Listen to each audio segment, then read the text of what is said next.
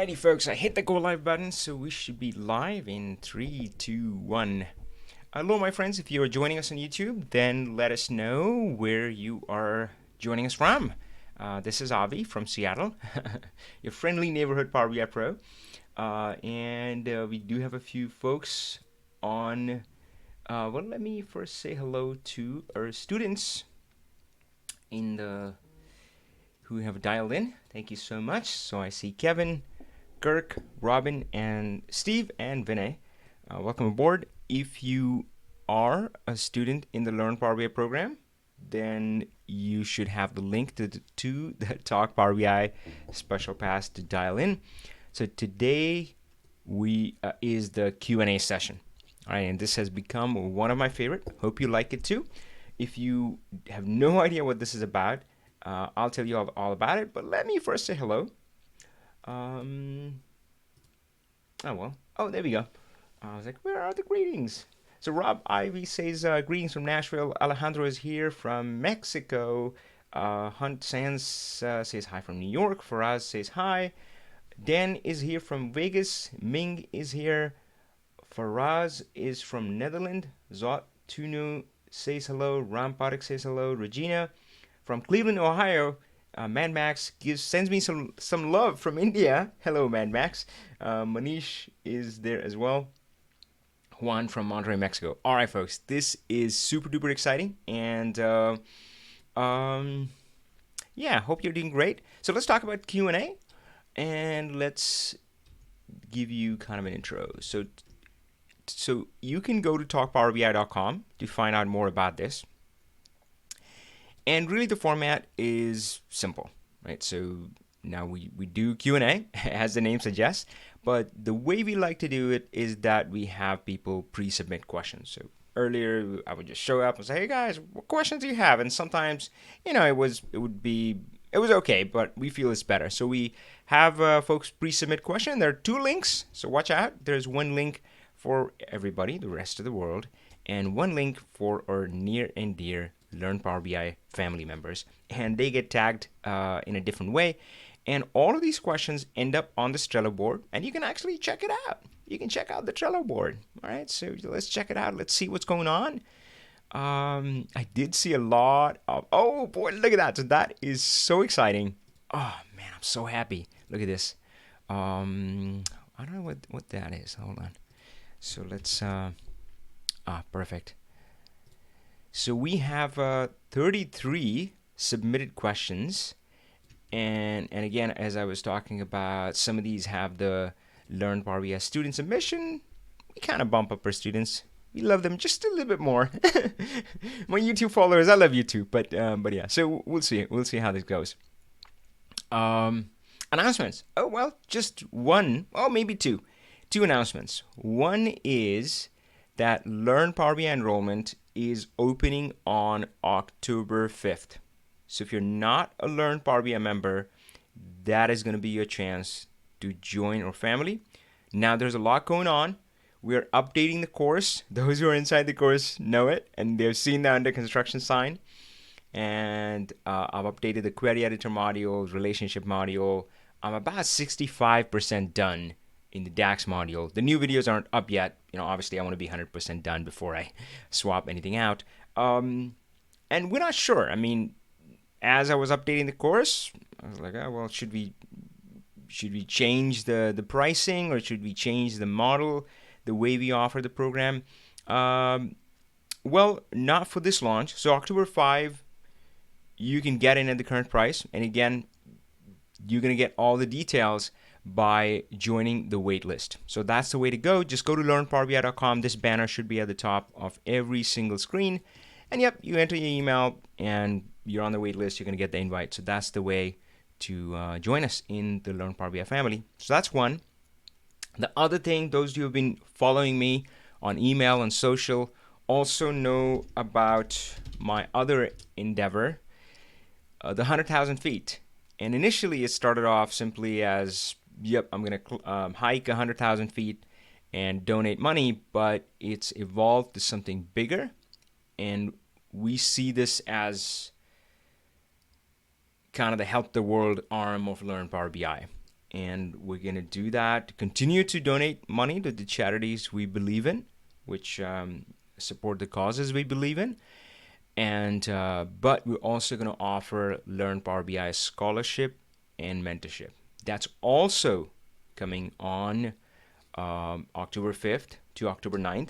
And for that, I had given you a link. And sorry, guys, that was the wrong link. So learnpowerbi.com/scholarship. And this is available to everybody. Is it working? I hope it is. All right. I might retract that message in a second. Waiting too long. I don't know. Let's try that again.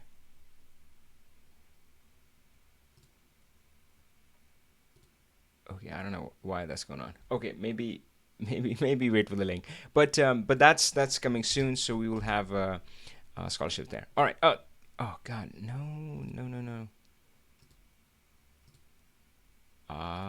Okay, ignore the link for now then. Monday, I promise. Monday it will be done.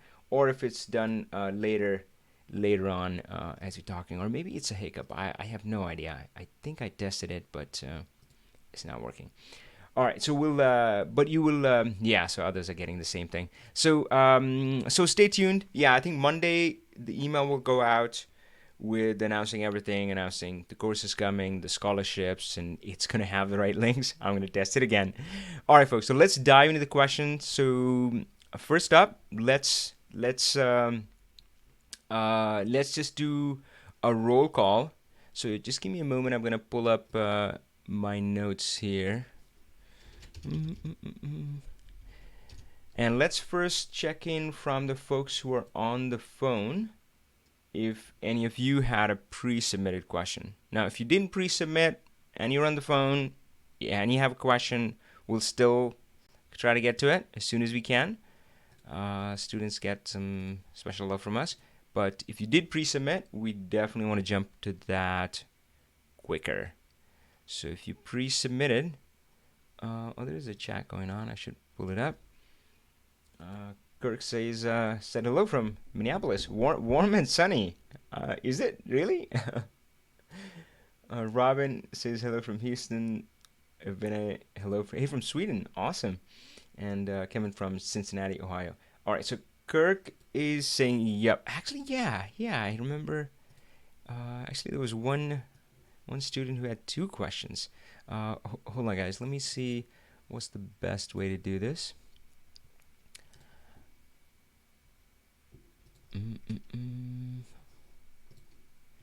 Getting there, fellas.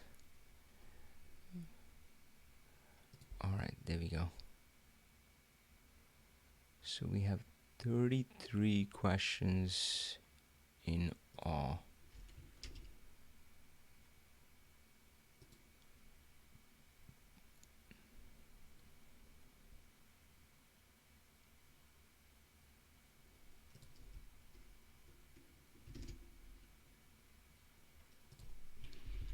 All right, my trusty Excel sheet. So I heard Kirk. Let's see.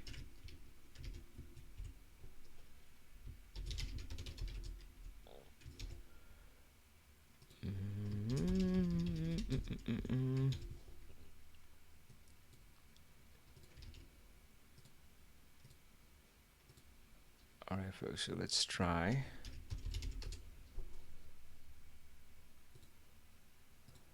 Yeah, I thought so. Two questions. So Kirk has got two questions. So folks on YouTube, if you pre-submitted a question, let me know. I want to get those first. Otherwise, if you didn't pre-submit, we usually get to that near the end of the call. And the first thing that I'll say is that if you come into this with like, oh, answer my question, it's not quite, you're gonna leave unhappy, very unsatisfied. Right? So I want you to be happy. So I just want to set the tone that if you do want us to answer your question right away, then go to learnpowerbi.com and hit the contact me button, and that has options for paid consulting, one-on-one, no waiting, right? I mean, yeah, we'll get your question right away. But for this format, what I'll say is that enjoy it. right? I mean, and there's so much learning, not just from your question, getting your question answered, but you're going to find that just seeing others, even if you know the answer, just seeing the kind of what are the kind of things they're struggling with, and sometimes seeing maybe my thought process or somebody else's thought process of what's going on. All right, so Parul had submitted a question. Great, let's check that. There we go. Found that. All right. Anybody else on YouTube? If you submitted a question, okay. Ming. Oh, what's happening? Ming. Maybe it came in as a different name. Yeah, I'm not finding Ming Hai Lim. Maybe Lim. Let me try that. No. So Ming, did your question come in as a different name? I'll come back and find your. How do you get on the phone as a subscriber? So on the phone is every member of the Learn Power BI family, and if you go to learnpowerbi.com, enrollment is opening October 5th. Yeah, we'd love to have you, mate. I mean, it's awesome. It's a party. I'm an offer students, so we'll show the about us page. Yeah, this is us, and frankly, it feels amazing. I don't know. I mean, I'm so thankful. So yeah, I mean, obviously, I'm thankful for to all the YouTube followers as well. But this has been amazing, and of course, if you go to what we call the wall of inspiration, right? So you can find that under resources if you're feeling down and out. And sometimes people have questions. Avi, can I make a living out of Power BI? Hey, just go to the wall of inspiration, right? And yeah, there's lots of stuff of what people are doing, what they're achieving. It's just incredible. Blows me away. All right, cool. So, okay, Eraj had a question as well. Great, yay. What am I doing? Found ya. Okay. All right, so folks. So, yeah, Ming. Yeah, you should have gotten an email. Sometimes it ends up in the junk, but last time I did look at it, the flow wasn't quite perfect. So we've tweaked it a little bit just so it works better. It's hard to explain, but it does work better. So once you submit, it'll give you a message saying, "Hey, check your email, make sure it's confirmed, go to the Trello board," all that sort of stuff. So we've tweaked that a little bit. Ming will we'll kind of add you to the list, right? And just all right, great. So let's first go to Kirk, who has two questions. So Kirk, you get to pick which one you wanna stick on first. You can unmute yourself.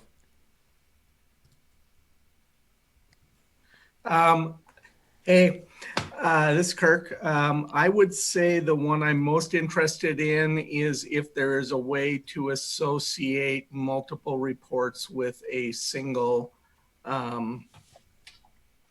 a single data or a single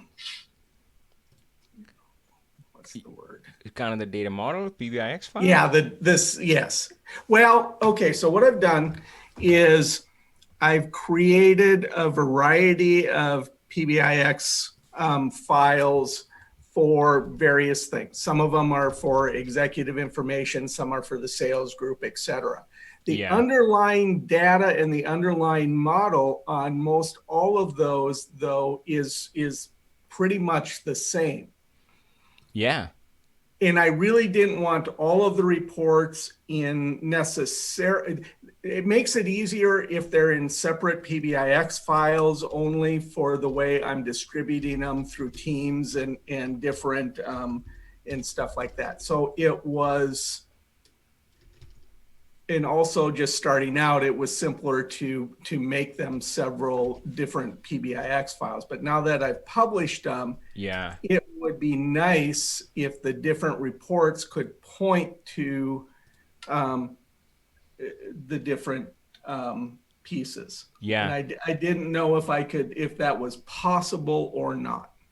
Well, so Microsoft's answer to that would be to publish it on PowerBI.com, publish the data set to PowerBI.com, and then you can connect, you can create as many reports as you want off of that, So you connect would to the same create data them. set. Okay, so are you creating? Okay, so I've created the data set in PBIX. So I Yeah. created that. Mm-hmm. Okay. Yep. Now what I did was I duplicated that and then created more reports to it. Okay, so Yeah. if I publish the data set, then do I have to recreate the reports as separate reports within PowerBI.com? And do I lose some of the functionality that's within the desktop version, or is Mm, all of it, are they pretty yeah. much the same at the report level? Oh, they're the same. In fact, PowerBI.com sometimes have more recent features. So think about what Satya did when he came to the helm of Microsoft, right? I mean, he went with the strategy of cloud first, right? I mean, Okay. cloud first, and it was so crazy, so insane. But hey, that's now, of course, it's like old news. So that's how they roll. That's how they operate. It's cloud first. And it makes sense, right? I mean, desktop and all that stuff is kind of hard to update monthly cycle. Cloud, they used to do weekly releases. Maybe they still do. Yep. So, So um, I separately publish the data set, and then I edit and create the report sets directly in PowerBI.com. yeah, Excuse me, I don't need to create those in the desktop version anymore. you do not. Yeah. So let's see. I Okay. mean, once you've kind of published it, okay, where am I supposed to be? Oh, there we go. Yeah. So once you publish your data set, right, it's gonna be on the cloud and so forth. And I think Right? you click on some button here to create a report. Yeah, create a report, and it gives you a blank slate.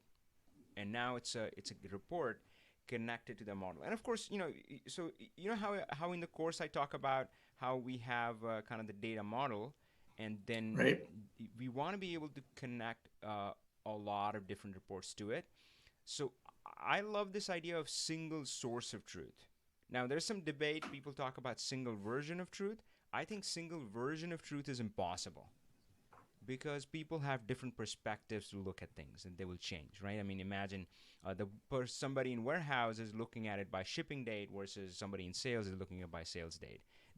So there cannot be a single version of truth, but they can and should be a single source of truth, and that's what I want my model to be. And all the reports should connect back to that. Now, of course, the beauty is that if you think about it, the visualization tool, it doesn't matter. Power BI is actually agnostic of visualization, right? I mean, you can connect Power BI. If you like the Power BI visualization, you can use that. But if you like Excel, you can have Excel connected to that model, create Excel reports. And of course, you can go beyond. You can have SSRS or Tableau or whatever, right? I mean, so man, that, and frankly, that world is just mind-bogglingly amazing. But yeah, just start at step one. Just publish it on there. Just hit create report, and you will get a blank canvas. And now this report is connected to that data model, and it's a light report. It doesn't have the data. It always talks back to the data set, which is what you want, which is what I'm talking about. That single source of truth. Does that make sense? Yes, it does. Do you know, can I publish that report to a different workspace if the data set is in a different workspace, or do they need to all reside within the same workspace? Oh, excellent question. I think Microsoft has been working on this. So let's do another one here. Uh, Reports and data sets in different PowerBI.com workspaces. Man, so I think this is possible through a new feature, and I'm hoping somebody can help me out on YouTube or here. Uh, I think you have to like do something to the data set. Tell that it's a shared data set, or I don't think the word is shared. It's something else. But let's try works. It is possible, but there is some toggle that you have to, some switch you have to flip. Okay. Yeah, let's try this one.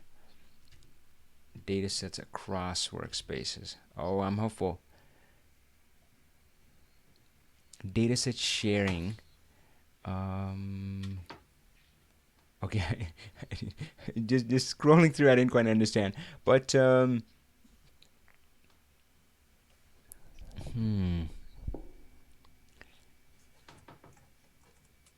standardized datasets, share datasets.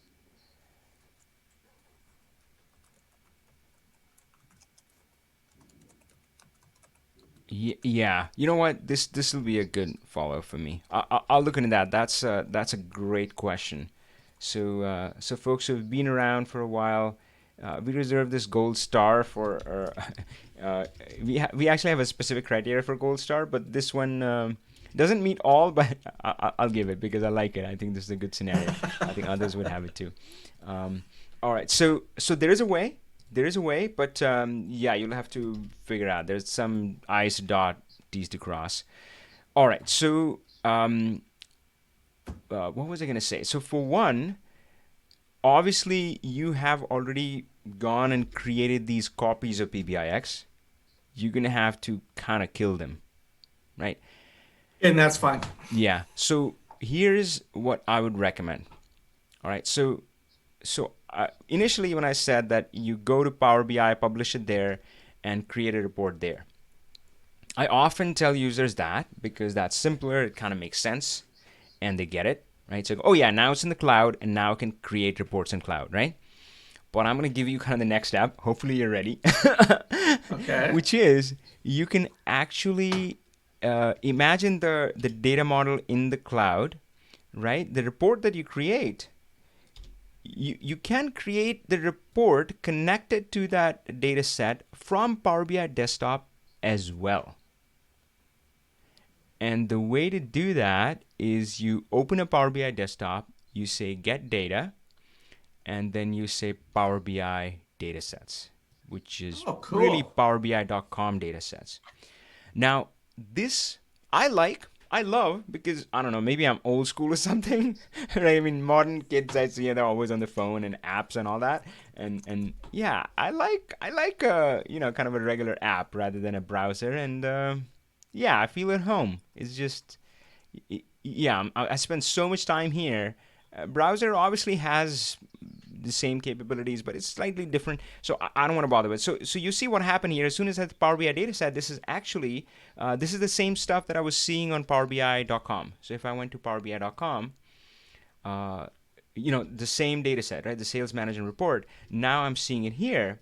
Now this has one other huge advantage, which I think is going to help you, which is this. So Power BI Desktop, if you might have noticed, it was a somewhat recent feature, like not really recent, but some time ago, is that they gave us the capability to copy and paste elements from one Power BI Desktop file to another. Like you could have both of them open, copy it from there, paste it from there. I don't know, have you ever tried that? Yes, I have. Yeah, right. That's actually how I build everything. It's Oh, copy okay, and okay, great, yeah. paste. So yeah, and it's very helpful. Now, of course, so the PBIX files. So I don't really know. You know, so this file, which is a report only file. So notice what happened, by the way. So I connected to a data set, right? And notice what's happened at the top. Everything is grayed out because now Power BI knows what you're trying to do. You're trying to build a thin report. You're not trying to build a model. You're just trying to build the visualization layer. And that is why it's grayed everything out, right? So this one is a different file. So generally the way it's supposed to work is that if you copy something like a graph or a chart from one PBIX file, which is open in one window to another, and the other file has the same elements, like the same table, same column names that the graph is using, then everything just works. Would it work the same way for this kind of a thin report? I hope it would, because that'll make your life easier, right? So you can just copy it from here, paste it here, and now it's connected to the single source of truth. All right. All right. Well, good luck with that. That's great. All right. So, Excellent. Thank you hey, very much. I know you had another submitted question. Let me check in with some of the rest of the crowd, and we'll circle back. Sounds great. Thanks. All right. Awesome. Let me see. So I think we had Beth saying that she had submitted a question. So let me go in here and find Beth. Yeah, I got it.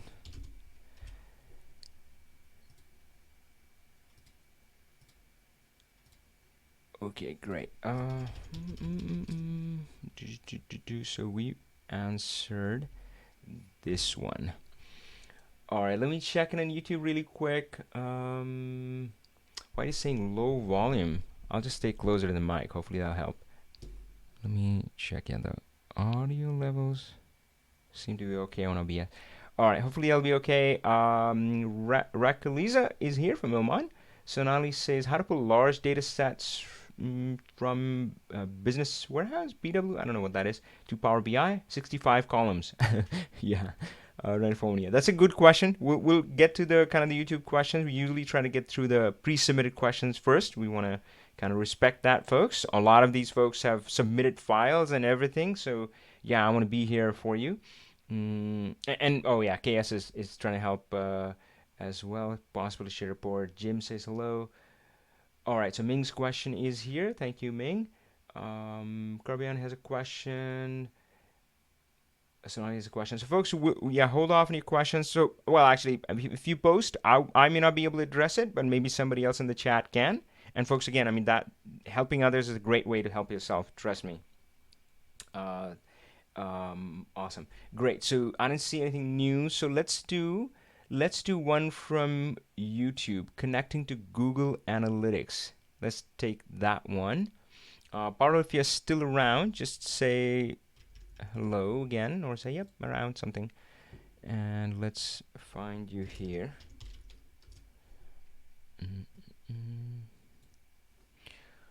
All right, hold on, guys.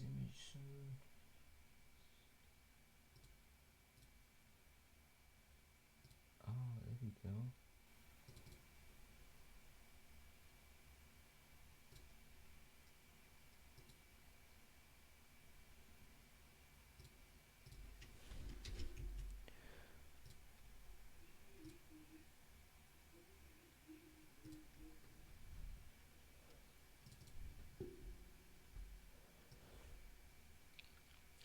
All right, guys. I'm just trying to line up everything here.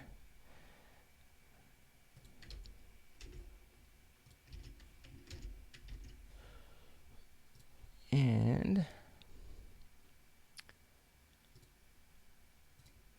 okay, so let's look at Barrel's question, which is connected to Google Analytics. I love working on Power BI, but it wasn't the same until I started using Google Analytics as my data source. Just connecting to a single website makes Power BI so bad in performance. It takes hours to load and show the data. Multiple websites and want to analyze the data of my traffic. Also, how is it possible if I want to edit things once I've imported the data from Google Analytics? So, good question. Good question. Let's log it in here as well. So, few thoughts here, and Parul, I do want to hear from you. Is that I feel that you are doing this on PowerBI.com, not in the Power BI desktop. Can you confirm that? So my feeling is that you're doing this in PowerBI.com, not in Power BI desktop. And I think on PowerBI.com, it's one of those things. Gosh, I don't know how to put it, but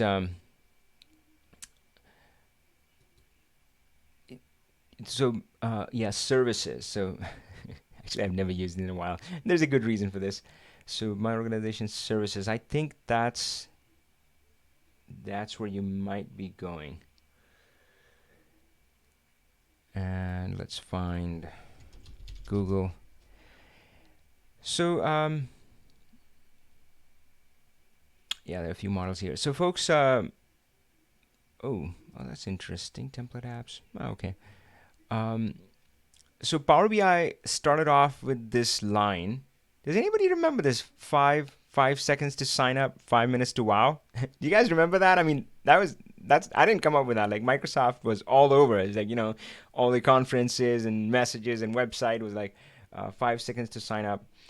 Hey Naresh, don't repost, mate. Don't spam the chat. We'll get everybody in time. All right. So yeah, 5 seconds to sign up, 5 minutes to wow, and the 5 minutes to wow was mostly focused around this. But if you ask me, I've never cared for this because, as far as I'm concerned, this is the dead end. This is a dead end. Like I wouldn't, yeah. I mean, I've never used this, right? I wouldn't say there's no value to it, but maybe for me. Why? Why is that the case? Because hey, I'm a model author, man, right? My bread and butter is this stuff, not this stuff, but okay, this stuff that's coming up, the relationship view. And you know me, you've seen me. I mean, every time I'm working with a client or a student or anybody asking a question, almost the first thing I ask them to do is show me the relationship view. I want to see under the hood.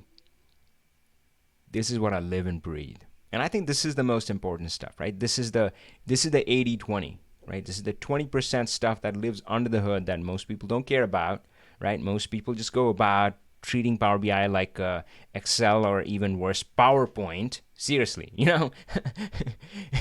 it just makes me sad, right? And it's just unfortunate, but that's okay. We're the enlightened ones. We understand the strengths within the model, and that is why I don't care about this, because you can give me the fanciest report, but if you don't give me the model, then I'm not happy. That's not for me, right? So that doesn't give you the control.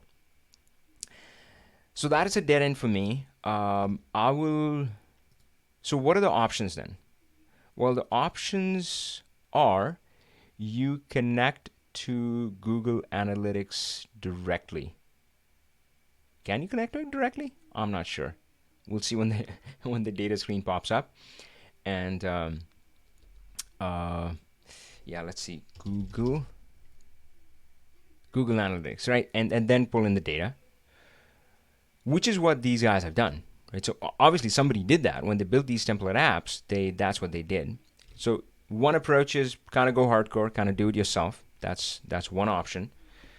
That's a valid option. Now, obviously, you would have to have an understanding of Power BI, modeling, and everything. What I will say is Google Analytics probably shouldn't be your first project, unless you want to take on a very small corner of it. Like I'm just going to focus on the website views. Just pick one element and just say laser focus there, right? So how do you eat an elephant? Bite at a time. Power BI is agile BI.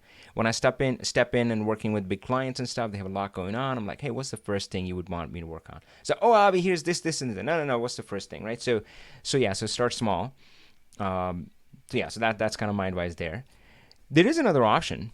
The other option is that these folks may often, the way it works, my understanding is that they provide this for free. So Google, let's try it. But they can sell you a paid option. So you can these companies, Havens Consulting, Windsor AI, Kerbal AB, that hey, can I buy the model from you? And of course, I don't know what the pricing would be and stuff. So yeah, that could be another option. Maybe there are other options out there others can suggest, but that's only ones I can think of. Hopefully that helped guide you a little bit. But certainly a warning for others who are stepping in Power BI and falling for this. They don't say that anymore, but 5 minutes to sign up, 5 seconds to wow, and like, oh yeah, cool, all apps, I can just do all of this. And nope, it's a dead end. Yeah, really, right? I mean, I wouldn't do this at all, right? I mean, it just, yeah, I would want the model. That's just me. All right, okay, cool. So Parul, hopefully that helped. Let me know. Let's switch back to our students. Oh, that was my Google Assistant. I don't know. It needed me. Okay, so all right, let's switch back to our students, and let's see connecting. So we hopefully we helped. Beth. Beth, go ahead and unmute yourself.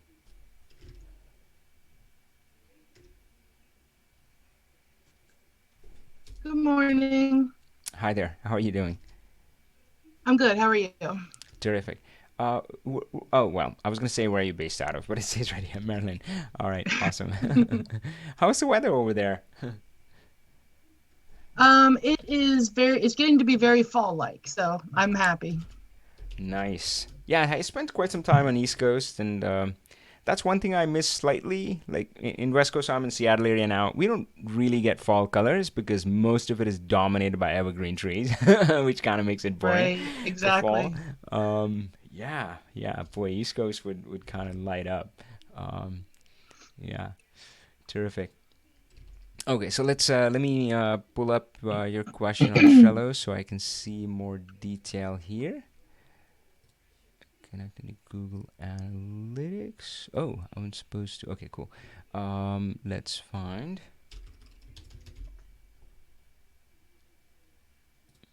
Did that work? Yep, there we go.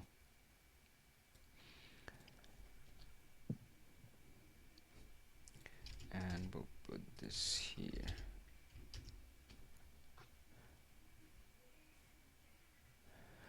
All right, so compare list of events to sales data, and you have a file.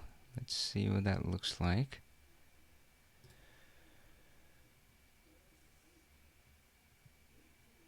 Diary of events, yeah, compare to sales data.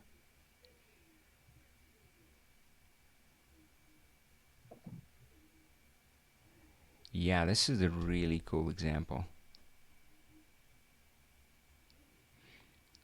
Wow. Hey, tell me a bit about your business. So here you said it's a small independent grocery store. I'm really curious. I think others would be too. And hey, obviously kudos to you for So, using Power BI, but yeah, just tell me a bit about your business. so I'm the general manager of a cooperative grocery store in Delaware, Mm-hmm. and we've been in business for about 50 years, but perhaps not very technically savvy. And I don't claim to Yeah, be either, but yeah. I just keep my philosophy is if you poke at it long enough, you get what you want and you learn something while you're doing it.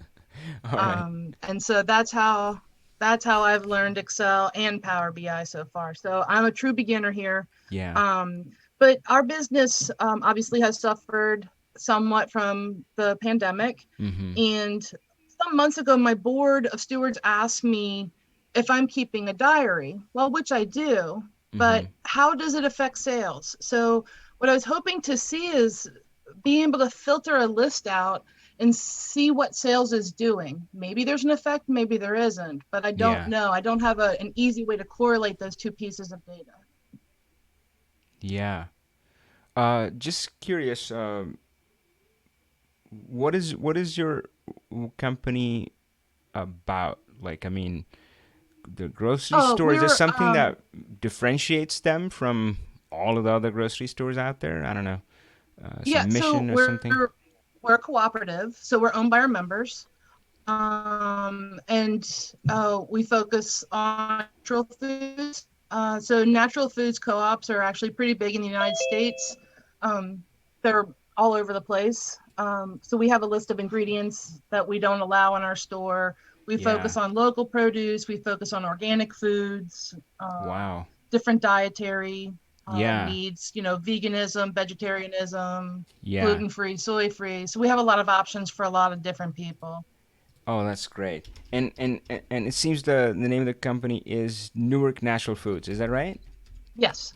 And that's like Newark, New Jersey, is it? It's Newark, Delaware. Oh, okay. All right. So Oh well. I know I'm from Maryland and but I work in Delaware. And so there's a very slight difference between the way you say them. It's Newark, New Uh-huh. Jersey, but it's Yeah. Newark, Delaware. Say the Delaware one again. Newark. Newark. As Okay. opposed to Newark, right? Yeah. And Yeah. I never noticed it before myself, Avi, until I started working in Newark, and they're very particular about it. That's hilarious. So hey, I'll share a quick story. So I jumped on that because I felt there was going to be a connection there. So Newark, New Jersey, is the airport I landed in when I first came over from India, and this was back in Is it 1999. really? Yeah. Yeah, yeah. So I Well, we're landed. not too far. And as the crow flies, we're not too far from there, Yeah, but it's definitely Newark. yeah, yeah. But hey, I mean, in India, I think I've had that trouble with a lot of words. I didn't know how to say it. Like I didn't have anybody around me Right. saying that to me. So for me, it was Newark. I don't know why, but yeah, that sounded right So at you that were, time. yeah, Yeah, so of you were course, saying it the Delaware way the whole time and just didn't know it. yeah, so but of course, as soon as I landed, people were like, "Man, the look they would give you is like." So I corrected that quickly. Yeah. Now I often tell that story to my friends about that, and one of my friends one-upped me. And he joined the Ohio University, and he said until he landed, he had been saying it as Ohio.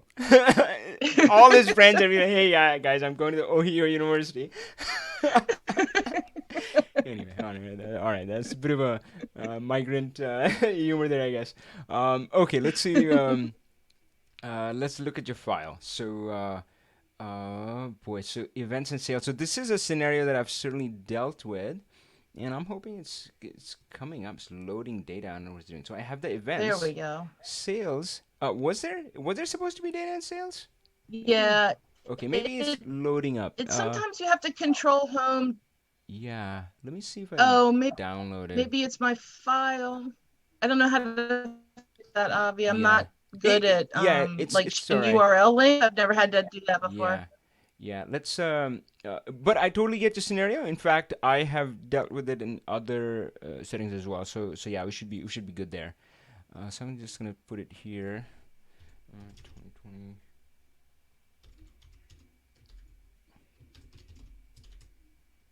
How long have you worked at this company? 10 years. What do you like most about working here?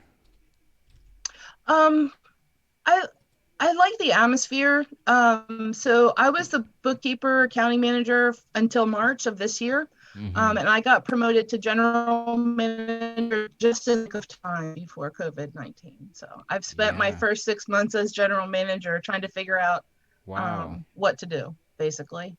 But it's been fun, and I work with a really great group of people. I refer to them as kids because they're all younger than me, but um, Yeah. I really like working there. It's very relaxed. It's comfortable. It can be stressful, believe it or not, Hmm. and very demanding. Our members can be kind of demanding, but they Yeah. own the place, so they have that right.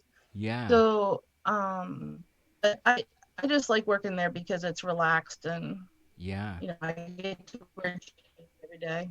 Yeah. And hey, I always say like everybody has data. I Uh, Yeah. sorry, go ahead. I didn't mean to cut you off. Yeah. Oh, I was just gonna make more than animals is data and Mm-hmm. bookkeeping, and so Power BI has really got my interest. I'm trying to do Yeah. everything in Power BI now. Love it. And Love it. once you get it in there, it's so easy. Oh, wow. I'm glad you're over that hump because I talked to some people who are kind of not over that hump. It's like, oh, Avi, it was so easy in Excel.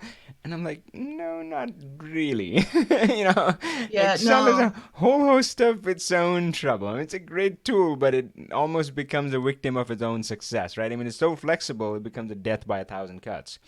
Power BI, you can Um, scale things, you can automate it.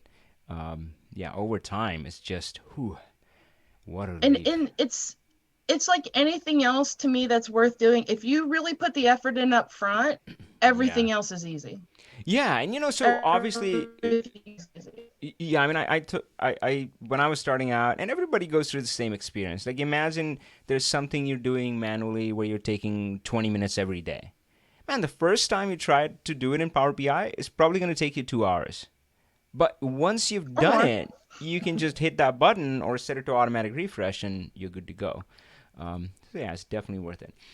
All right, this is good. So I got the data set, and so inside our course, we don't have the start date and end date, but we show how we just have like, oh, like imagine if there was no end date, and then there was Right. the, oh, this event, something happened in April, right? Right. So that was there. Have you seen that lesson? Do you remember that one? Yeah. I mean, I've had some luck at, obviously matching them up and having things that are and honestly, I mean, maybe you can offer me some insight too. One of my weaknesses is that I think I tend to overcomplicate things. And so Mm-hmm. I'm not sure if I'm doing that here, but I'd like to see if it started or it's still happening. I'd like it to be in this list next to a sales chart so that you can sort of draw some Yeah. correlation between this list of events. And my first thought was I had this fancy thing in my head where there'd be sliders and things would change. And then I thought, you know what, just go with a list and a Mm-hmm. bar chart and hope for the best. And then see if you can figure something fancier out later if you even need to. Yeah. Yeah. So actually, let me pull up an example here. Where do I find it?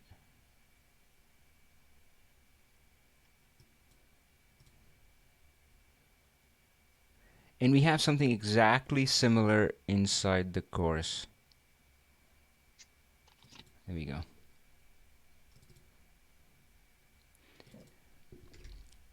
So by the way, I've been noticing that Power BI is just taking longer for me to load, and I thought it was just my computer, which is 5 years old. But I'm hearing it from others. I asked somebody else, and they're like, yeah. So I don't know. Have you experienced that? Yeah, Right? it's longer to start up and Exactly. yeah, Something once it's something up, definitely has things changed. move along, Yeah. but I find the longer I use it, the slower it gets. Yeah, yeah. So, folks on YouTube, have you had the same experience? I mean, earlier, of course, I thought it's just me, but now that I'm asking people, everybody's saying the same thing. Yeah, it takes forever, and of course, which makes kind of doing live shows sometimes tricky. It's like, oh, okay, let's wait for the file to come up. All right, so that file is coming up. Meanwhile, I was gonna see if I can find uh, commentary. Commentary. Where did I do it? Monthly. Oh, let's try this. Table of contents.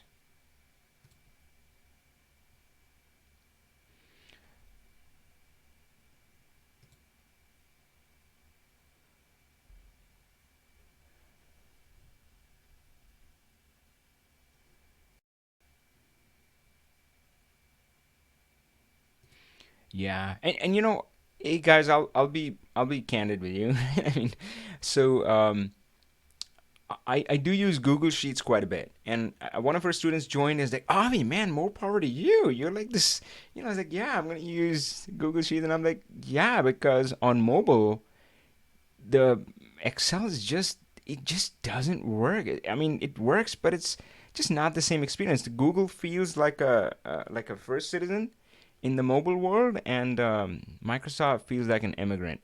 I can say that I'm an immigrant, um, and I think maybe I hope that's not what's going on because I know that they're trying to essentially make the look here more office like, so more Excel and all that stuff. And I don't know what's. Maybe I shouldn't speak about it, but I'm just speculating. They're merging the codes or something, and which now so they have to load the Office code base. I don't know what's going on, but I will say that in general, Microsoft has been susceptible to that, where they just end up trying to do too much. You know what? I love Microsoft. I love Power BI. I'm really happy. We'll bear with it if it takes a moment longer. All right, so I'm going to show you the way we have it. So the key difference here is this one does not have end date concept. All right, so this one is just, oh, for this month, this event. Does that make sense? All right, so slightly different. Yes. I'll show you this, and then we'll talk about your scenario, which is really interesting, by the way, right? So right now, let's look at the data tables, and let's look at the commentary. So the commentary here, again, no end date. It's just, oh, January, something interesting happened. So it's a comment on January, February, and in this case, we can have multiple comments, which is cool, right? So that's that. And if you're curious on the relationship view, now, interestingly, it may not seem that way, but the commentary table, as far as we're concerned, is a data table, right? So, of course, in my course, I talk a lot about data table, lookup table, and all that sort of stuff. So commentary is a data table, even though it just has text, but that's okay. It's what they say, if it walks like a duck, talks like a duck, it is a duck kind of thing. So it's a data table, and one clue is that it's going to hook up to our calendar table, and that's how it's being driven. So if you think about it, we have the sales budget and all that stuff, right, in a classic Learn Power BI AdventureWorks example. And calendar kind of filters sales, and it also filters commentary, and everything is good to go. Everything is just perfect. So now you can add a commentary as a tooltip here. So notice here that if I'm in March, it shows me the commentary for that. If I move to April, it changes. Let's go back to January. You can see the January commentary, right? So it's really easy to do. So I will start there. And let me do one last thing. Let me find the lesson which has that.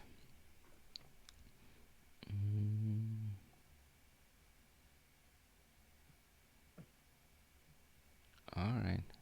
Come on. Look for the find button to light up here. That's weird. Let me find something. Nope. It's not happy with me. Oh, God. Technology, what's going on? Find. Oh, God. Wow. Okay, got it.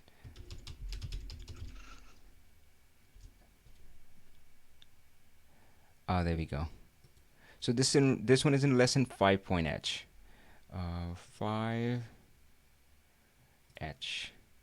Perfect. So I'll put this in our chat window for the class. And what's the profit percentage? So really, you can stack it more. You can add as many. Guys. All right. So what I just showed you here, the lesson shows you how to do that step by step. Fair enough? Yep. All right. Cool. So let's go back to your file. And man, I love hacks. I love kind of cheating. Right? So I see right away that there is a way to do that using that approach. If we just, I call it blowing it up. So imagine, let's take something simple.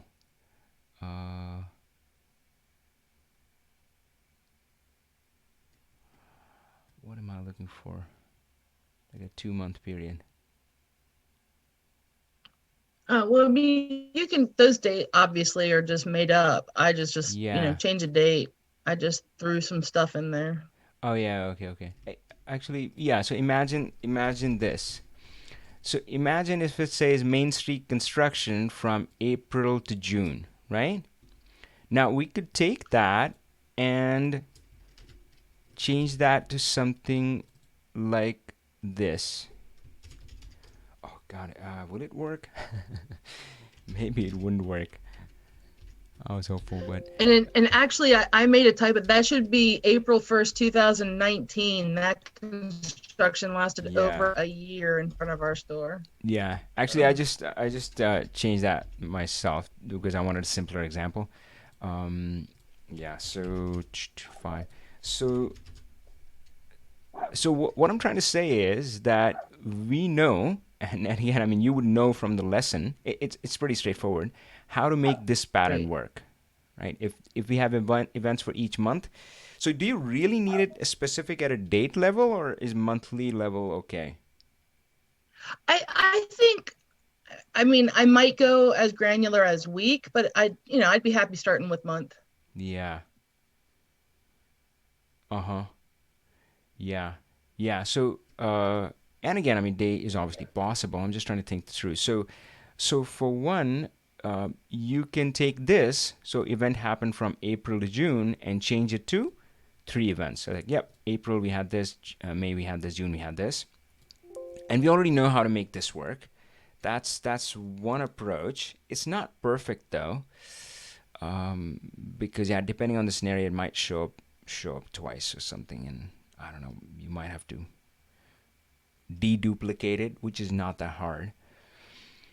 But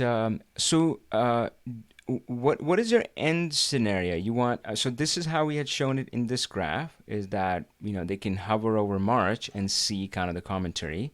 They can also, so imagine if they have like a period selected here. So let's select a period from January to let's say March. Oops, March, yep.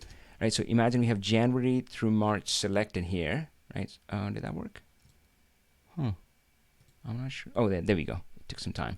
So January through March, and we can of course look at it month by month through commentary tooltip, or we have this button show commentary, which will show me all the commentary for the selected months. And I don't know why it reset again.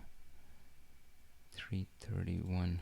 Yeah, so you get the idea, right? I mean, whatever time period has been selected, it just shows it to you as a table. Which one feels more natural to you? Like what kind of effect you are going for? You want to see something like this as a tooltip, or you want to show it as a table?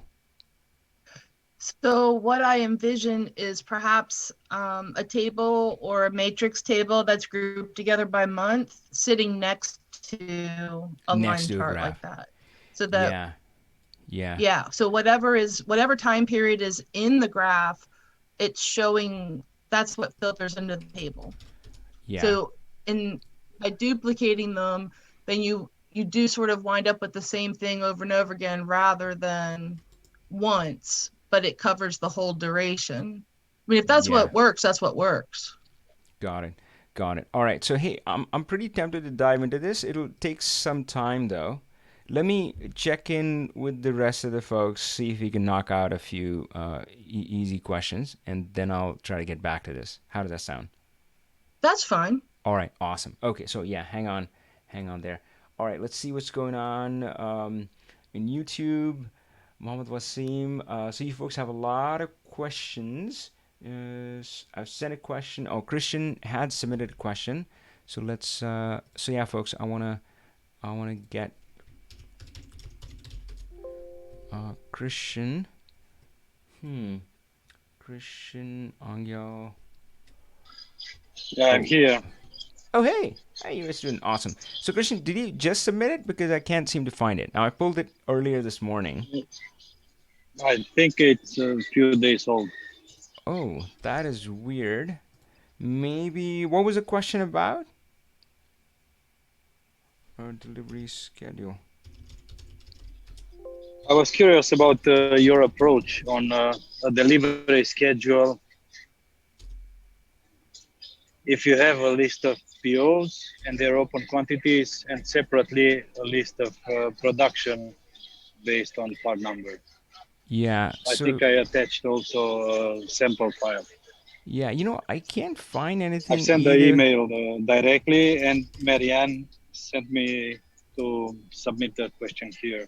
Oh, here. I found it, but that's weird. I wasn't able to find it in my list. Anyway, all right. So let's switch over to this one here for a bit, and let me go back here. Yeah, that's odd. I would not find it here. Anyway, all right. So we got a question. Riddles table. Let's make it official. Put it in here, and this one is pending.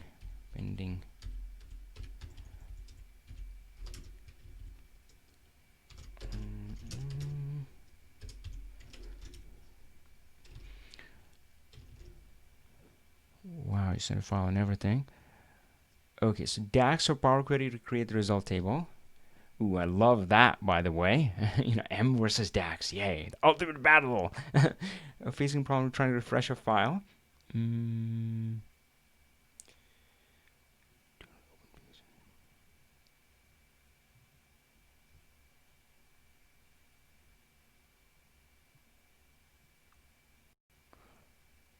All right, so let me first ask you, have you been able to solve it? And you're asking, hey, Avi, I realized that I could solve it using these two different approaches. Which one is better? Or are you looking for help to solve it? Yeah. Which one is it? Actually, I solved it with, yeah, I did. Meanwhile, Awesome. Yeah. but I'm still very curious about your approach. Yeah. This is why I won't tell you how I did solve you. Yeah, great.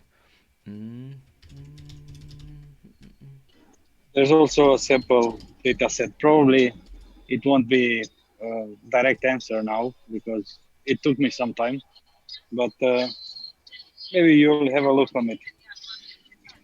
Yeah. If you remember, we had a chat back in August when we had the welcome chat, and I told you about a problem like this. Actually, I had it. Meanwhile, and, this is the result. Oh, great. Well, yeah, I think you would need to refresh my memory there, but yeah, it does seem interesting. So tell while the file is coming up, maybe tell the audience, tell us what the premise is, what's kind of going on, what were you trying to solve? Well, we have two inputs. One input is a list of POs and their quantities Yeah. based on separate part numbers, SKUs or whatever. Yeah. And we have separately a list of products and their production schedule. So the task is to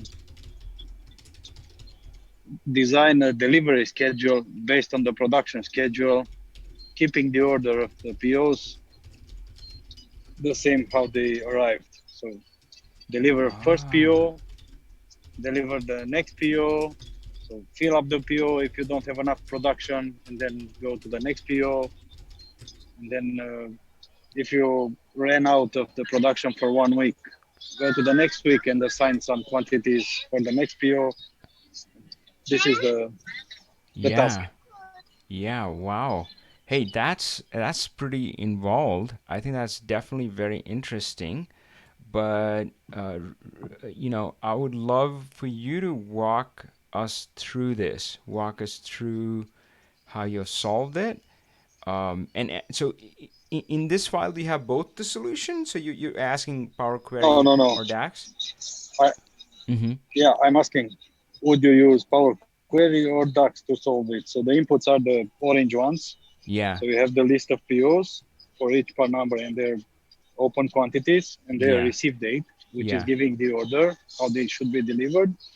And on the right upper corner is the production schedule. So for each product, we have some quantities that needs to be built. Yeah, but you have solved it, right? I mean, this is the solution. No, the blue one. On the bottom is the needed result. So I just built this manually only from this sample data. So we need to get to this. All right. Hey, you've already done step one, my friend. So, of course, folks who have been around have heard me say, right? I mean, human learning comes before machine learning. So, yeah, if a human can do it, we can dumb ourselves down and teach the machine. So, well, all right. This is only for 3 part numbers. Usually, we have this is more than 200 POs and 70 something part numbers. Hey, perfect. But I love the approach you're taking. By the way, folks, this is what I would recommend. This is how I work as well. Sometimes there's a big problem, something I'm trying to solve, and I like having things which I can usually count on my fingers, or close enough. So yeah, I just work with like a small data set. If I need to, I will temporarily filter it in the query editor or whatever I need to do. So this is a great way to do it. So let me see. So you said you built it manually. Now I'll say that. So folks, often, I'm just gonna think out loud, whatever comes to my mind, and hopefully that gives you my thought process a little bit. So for me, I'm feeling query editor right away because this feels like a complex problem in the sense that there is a very methodical series of steps. Again, that's just my gut instinct for now, and of course I'm going to validate it as I go in. So let me kind of understand it. So product PO1, receive date is 720, open quantity is 174. So this one is a quantity by open PO. These are the purchase orders coming in, and this is how we are producing the elements. So we know that product 01 in week 38, which I'm gonna assume we can know, like, oh, week 37. I don't understand this connections. Oh, okay, got it. So when week 37 we produce in week these 37, 100 units, you are only 100. Yeah, you know. But the open quantity is 174. So got it. the remaining 74 needs to be produced, delivered next week. But really, production schedule is what it is. I think the question we're trying to solve is when I produce these 100 units, where does it go, right? Which PO should it go to? Am I kind of getting it right? Yes. Okay. Yes. So I'm more just going to walk through this. So week 37, we produce 100 units. And this is going to go to PO1 because that's the first one that's come in and hasn't been filled. And then we produce, week 38, we go 166. So the first 74 is going to go to the PO1 because that's the first one. And the remaining is going to go here. All right. Yeah, this is good. And I don't know. I'm almost convinced at this point that this needs to be query editor. For one, because it's complex to be really fun. I mean, so that's one reason. And the other reason is that so what is the trade-off between DAX and Power Query? Power Query is a great tool, but one big disadvantage that it has is that it cannot be dynamic, in the sense that any slicer, any click or cross-click, cross-highlight, Power Query can't handle that. Only DAX can. But I have a feeling that this is doesn't. This is not needed dynamic. here. Yeah, exactly. Yep.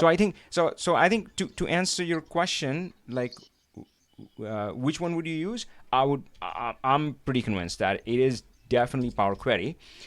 So I might not be able to quite solve it here, but let's see if we can make a little bit of headway here, because this is pretty interesting. So so let me first get these in an Excel file. All right, folks. So, folks, we're gonna just do kind of set your expectations. Just open the query editor and you have them. Oh, but can I copy it from there? Well, you could, but they are already there. Yeah, but man, hey, I like Excel when I'm kind of monkeying around with data. So so I wanted to get in Excel. Okay, let's see. Actually, I don't know. Maybe I can. So let's go over here. Let's see if copy paste works. Oh, it worked. Way. Okay, so we got that, and we have the production schedule. Oh, yeah, this is so fun. Nope, not this one. This guy and the production schedule. So I'm going to change this to a table. And change this to a table because I love tables. And so, folks, again, as I said, I'm going to think out loud. So I think I've got the overall idea, but really, in some ways, you've probably heard me talk about this, right? So sometimes people think that DAX is hard, this is complex, Power BI is hard, but my experience has been the opposite. My experience has been that humans are smart. Hey, I mean, all said and done, we are smarter than machines. Not necessarily in terms of computation power and all that stuff, but man, we're intuitive, right? We can connect these things and we can make these intuitive leaps, right? So which machines can't. They are methodical and they go step by step. So for my experience has been I haven't felt that I need to get smart to be able to do things in Power BI. I have found that I need to dumb myself down. I need to slow myself sometimes way down to the point that sometimes it starts feeling uncomfortable. It's like, what the heck is going on? And that's at least been my approach. So that's what I'm going to do here. So I'm going to go step by step. So really the problem, the way I saw it, was that if we produce this quantity, who does this get assigned to? So I have a feeling that this is going to be a kind of a recursive problem, or basically some kind of a loop. And frankly, I haven't done loops in Power Query that much. Definitely not recursive yet, but that's what makes it fun. So, but let's go step by step. So if I have 100 units, if I'm looking at this data, how do I know where does this go to? Well, first thing that I'm going to do, so I'm going to write it down. Step 1, let's call these tables. So this one is the PO table, and this one is, I'm just going to call it production PS, production schedule, maybe schedule, P production schedule, right? So step 1 is going to be to filter a PO table by the product. Fair enough. I wish I had this in a... Okay, fine. So again, we're focusing on really this cell, 100, how to distribute this 100. So this is product 01. So what I need to do is go to product 01, filter this table down to that, right? Down to that. And then step 2, I need to look at the first row based on what? Based on, so I'm going to assume PO numbers are in the same order as receive date. That's pretty safe assumption, right, Cristian? Obviously, you don't need that, but Right. This is the only reason why the receive date is there. yeah. This is the order how they should be delivered. Yeah. Okay, got it. By PO number. All right. So step 2, I'm going to look at the first row, and I'm going to allocate. So if the if open quantity was 15, then I can't allocate 100 to it, right? But if it's 174, I can allocate all of it, right? So step 3 is compare open quantity with produce quantity, and then, well, maybe 3A. So if open quantity is greater than equal to production quantity, then allocate all of it, right? 3B, else allocate just the open quantity. So what we were saying here is that if this was 15, then I would allocate 15. And since it's 174, we're going to allocate 174. We're going to allocate 100. Cool. So, Cristian, man, this one I definitely wouldn't be able to solve kind of online live, but hopefully this gives you a little bit of a pointer.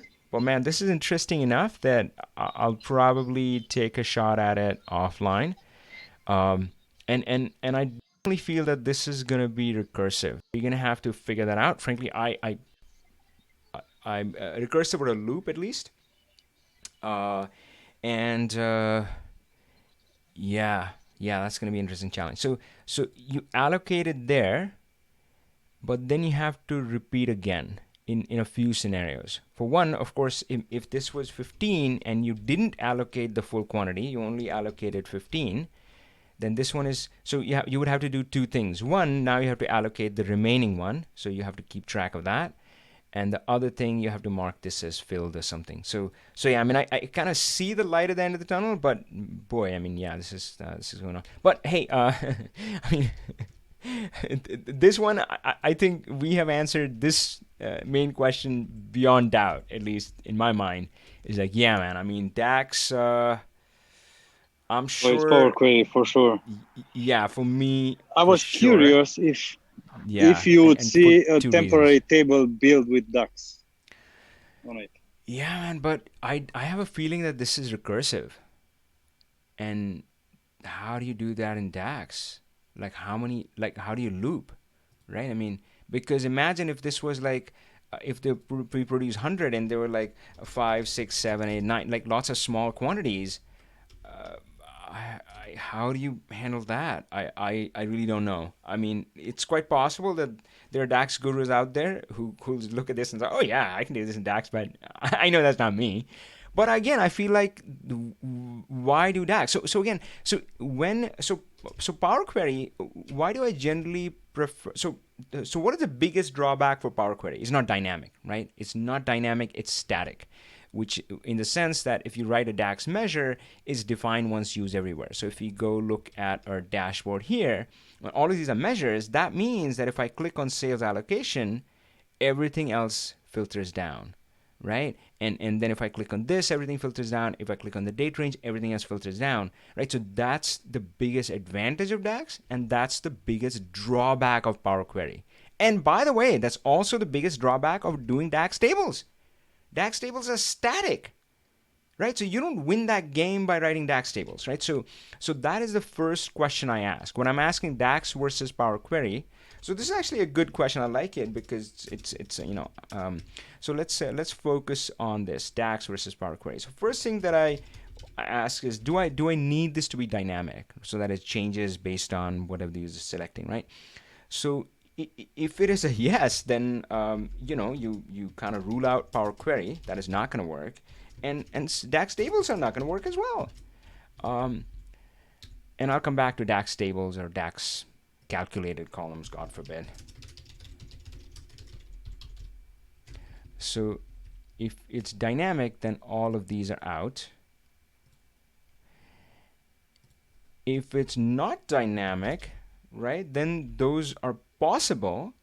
But if we look at the options here, Power Query versus DAX table versus DAX calculated column. Power Query, when I look at Power Query, so let's look at one of these. Oh, there we go. Man, Power Query is a very different animal. It's very different than DAX, thank God. So DAX is a bit of a mystery, right? I mean, for one, DAX, it's hard to get into DAX. Why is that? It didn't have to be that way. But it's just the way it is. Can Microsoft fix it? Maybe. So imagine. Cristian, have you been around Excel quite a bit? Have you worked with macros and stuff? VBA.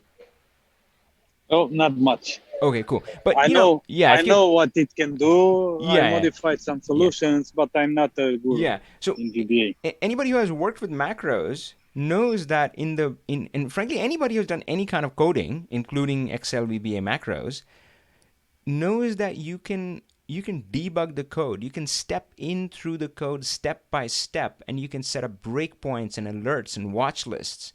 And you can say that, hey, so it's a line of code is executing, but at each step you can examine exactly what's going on. You cannot do that with DAX. Not easily. Oh, you can do it, but it's quite painful. Launch DAX Studio and manually write step by step, right? So compare that with anybody who's done any kind of coding, C#, again, VBA macros. You can step into the code and do it step by step. If DAX had that capability, it would be a different world, right? But we don't have that. So what the challenge with DAX is that if you solve something complicated, you know how in Excel sometimes you open somebody's Excel file and you click on a cell and the formula is like pages long. Obviously, I don't have that example with me, but I've seen that, right? For a complex situation, DAX ends up looking like that. We've all seen DAX tables with definitions which were pages long. We've seen calculated columns, even measures, which, right, I mean, their code is spread through a page or more. And think about how different that is from Power Query. Thank God. Power Query doesn't work like that. Power Query is very step by step, and Power Query is very transparent. You can go step by step and examine and look in detail kind of what's going on, right? You can document like, yeah, this is what's going on in this step, and you can visually see it. I love it, right? So this is beyond phenomenal, right? So if you're doing something complex, which is usually what we're doing when we're cleaning, shaping, transforming data, real data is messy data, right? So that's why I call it the kitchen of Power BI, because it's got all of those tools. It's got the trash can and so much.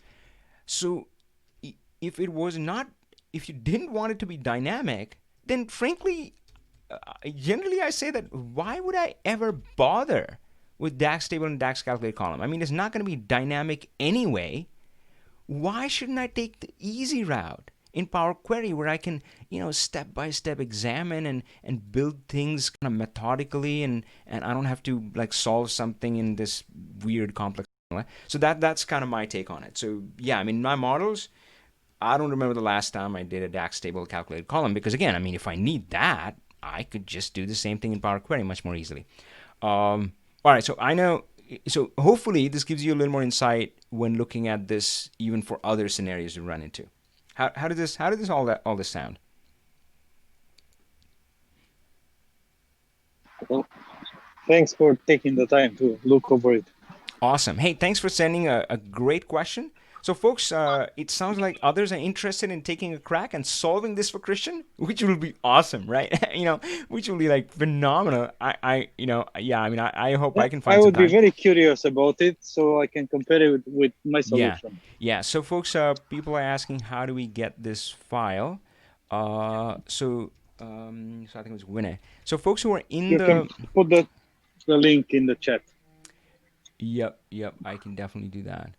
Oh, actually, yeah. Hey, you can just go to the Trello card and so. I'll put the link in the chat. That's a good idea. By the way, what was I gonna say? I was gonna point you to. Oh yeah, this.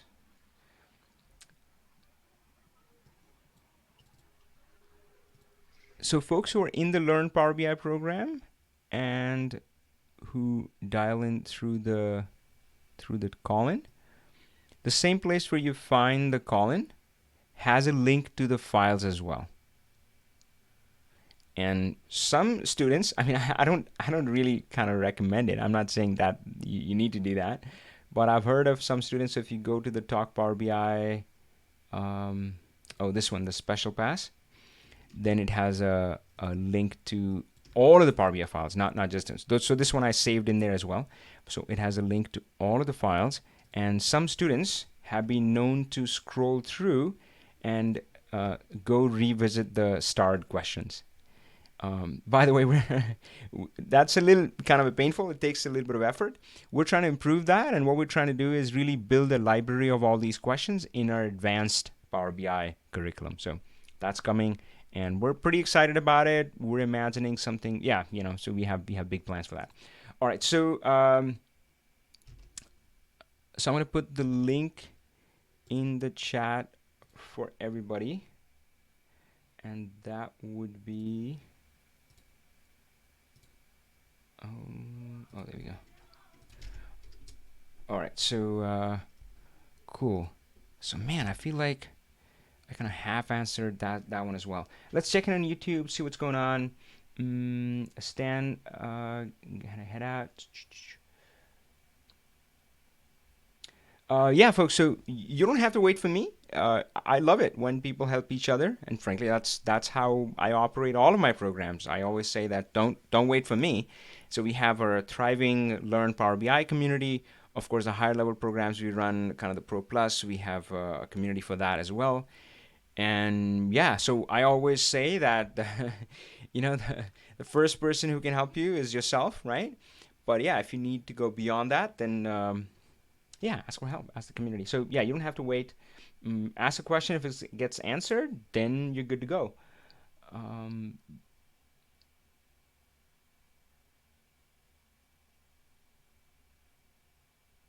All right, so Harry had a question. So Harry, we do try to, well, let's see. So Harry's saying Power BI update that would have possibility to add just one button for applied all filter in one time. Can you have one button per slicer? That is interesting.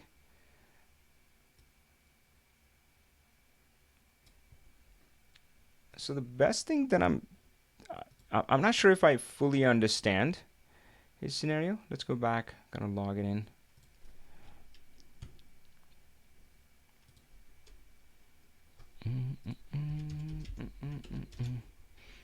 So this one is Harry.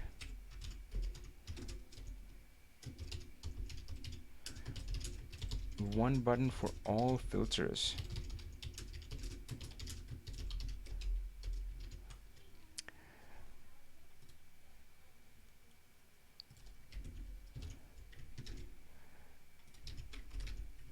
So I'm not sure what do you mean by like all filters. I'm going to put this word clear in there. Maybe that's what you're looking for. That's a pretty common request, to clear all filters at one time. And yeah, you can do that through bookmarks. So if you can confirm that that is your scenario, that's what you're trying to do, well, then you definitely have your answer. If your scenario is slightly different, then you know, well, yeah, then I'm not sure. But let's see. So we have Power BI.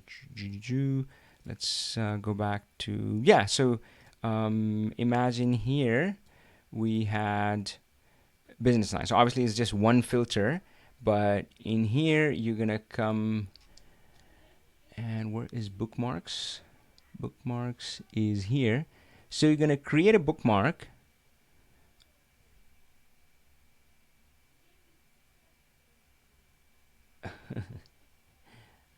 All right, so you're gonna create a bookmark where the filter is cleared. So let's clear the date range filter too. So okay, so date range filter is cleared, business line is cleared, and imagine if you had other filters. Now this one, by the way, is not a filter, it's a selector, so ignore that. Ignore that one. And you're gonna say add a bookmark and just, you know, name it whatever, clear all filters and stuff. Clear all filters. And then you can put a button here. So I'm going to say insert button, and I like the blank button. So I like this one, blank, because then I can type my text in there. So there's my blank button. And you can make it a little fancier, make it look prettier, but I'm going to go here, button text on in the visualization pane, and button text is, I'll just say clear. You can be more specific, clear all filters. Filters, clear filters, whatever, right? So that's that. And then you need to associate this with a bookmark. So that you do using the action option here. So, oops, I'm kind of here. There we go. So let's look at this guy. So action, and you say action is on for this button type. You have a few different types. I'm going to choose bookmark, and I'm going to select the clear all filter bookmark. And that's it. Now the only catch is that bookmarks in Power BI desktop, you have to hit control click. You have to hold down the control button and then click. On PowerBI.com, none of that control weirdness is required. You just click on it and it works, right? So what was I gonna say? Oh yeah, let's try it out. So if I go to business line, and let's say I select hardscape construction, and then I go to my time frame and I filter it down to 3 months, 3/31/2015. Let's try that. So now I've filtered it down, and obviously the report looks kind of weird. But then if somebody comes and clicks on clear all filters, you know, you're back to the way it was, all business lines, all data. So that's it.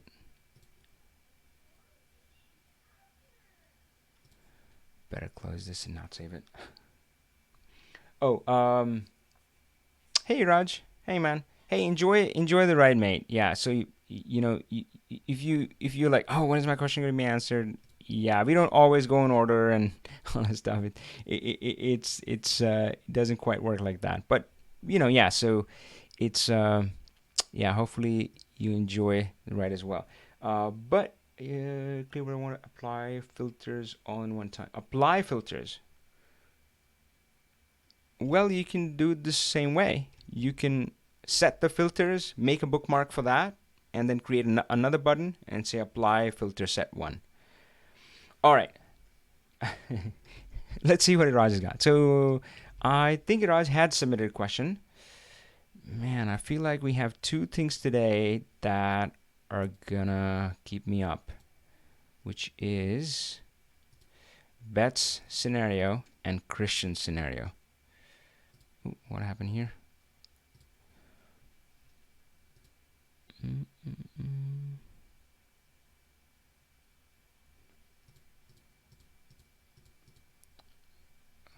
Excel is not happy.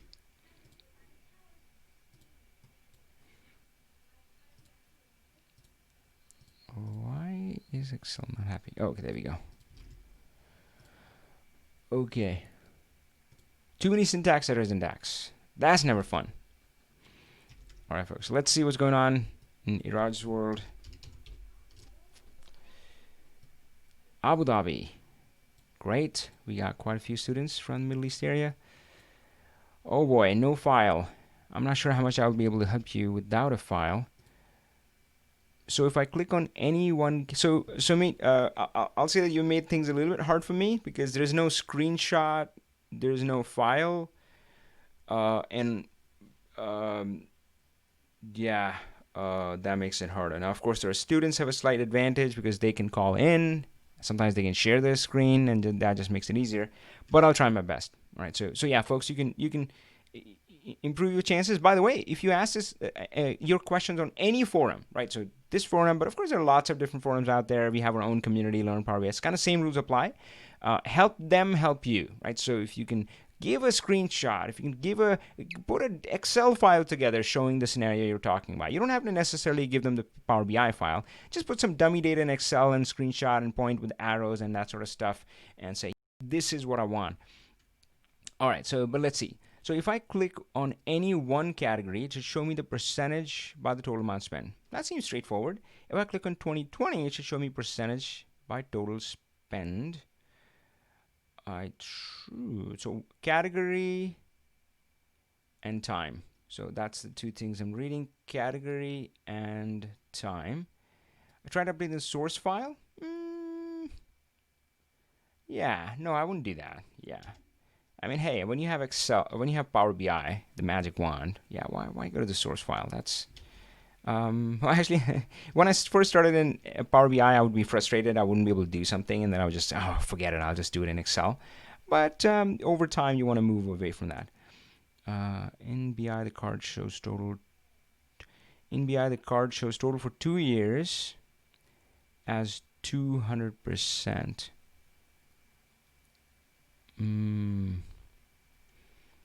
So Raj, I might need a little bit help because I think I'm getting this scenario, but I might not be. So if I click on a category, you just want to show, if I want to click on a category, let's try it out. Let's try it out. Let's see if I've got it. All right. This is this is interesting. So let's see. Let's focus on category. I think if we can solve for one, we can solve for the other. So we're going to treat this as a slicer. Should we make it a slicer? Let's make it a slicer.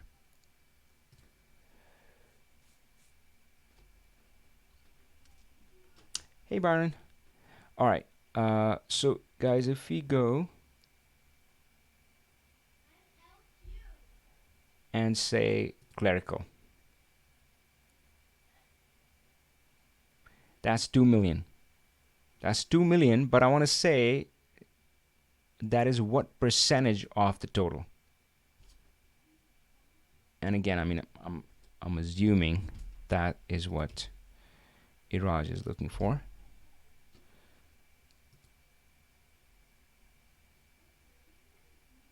Okay, Eraj, so let me know if I'm on the right path. Now there's a slight lag in YouTube, so it might be 2 or 3 minutes, 5 minutes into it. So clerical, I have 2 million. So this is the sales for the selected occupation. What I'm going to do is I'm going to say, first figure out what is the total. So I'm going to say new measure.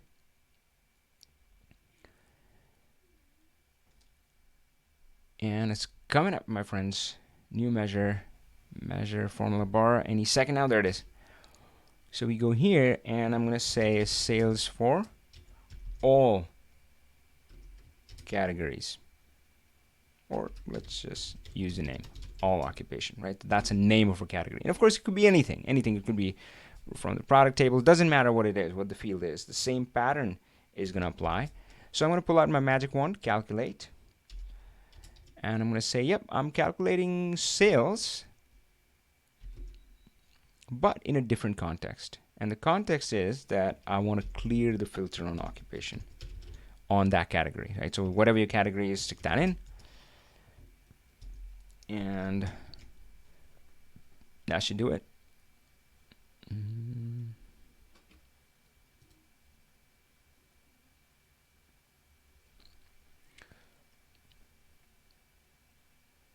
Oh, sorry, I forgot to update the question. Hold on, guys. Did I do this? No. Maybe this was 5 minutes ago. 34.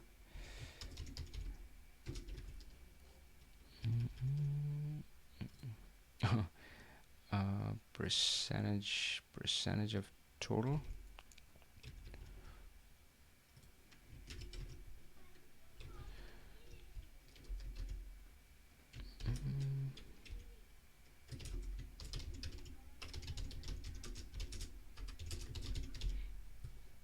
Let's do that. Okay, great. So we got that. And let's get back over here. So we have this one. I'm going to change it to a multi-card.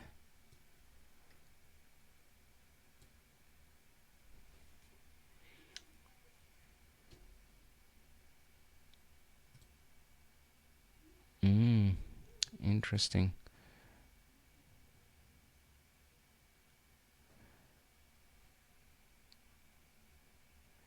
Percentage for that year.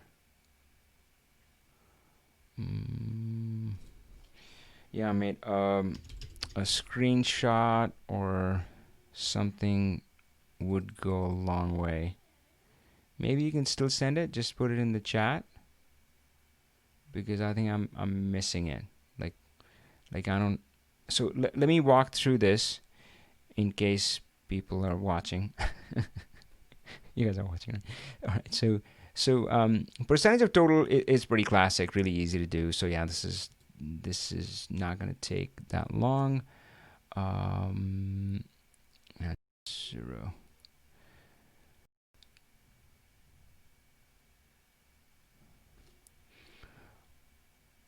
So this is showing me for clerical, but this is showing me the complete total, 16 million. And of course, to do it as a percentage, I just can just divide one by the other. And I don't know why Power BI does that. It just seems to switch back to the query editor if that window is open. I want to close it. Okay. So the next measure is going to be just this divided by that. That's it.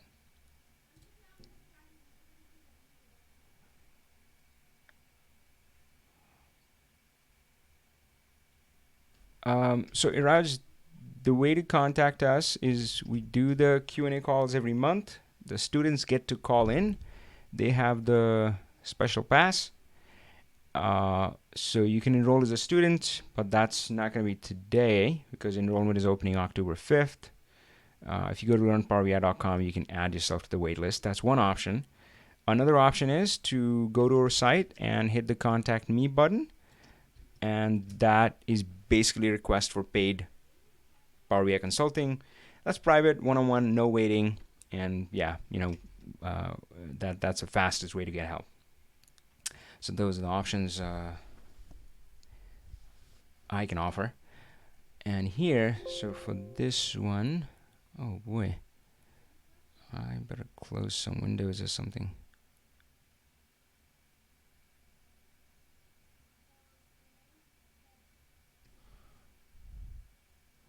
Hold on, guys. I'm going to try to close this window.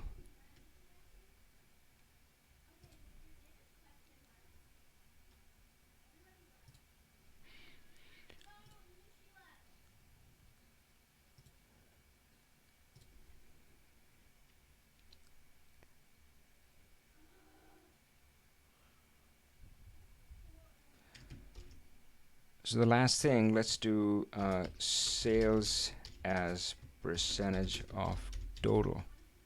Oops.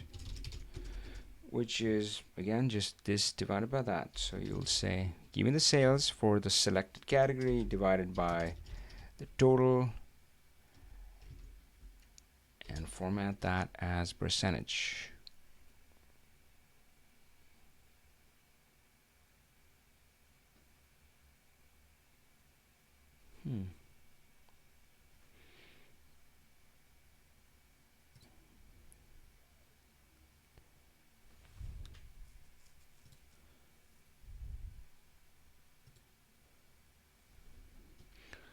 So that's how percentage of total works. Again, kind of standard.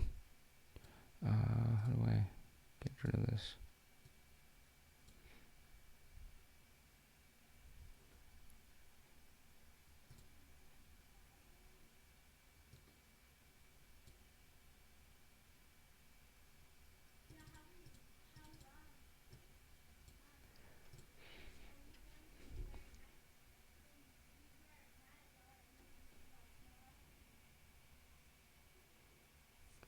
Yeah, guys, sorry. I think without a file, without you having a phone, yeah, this is just tricky enough.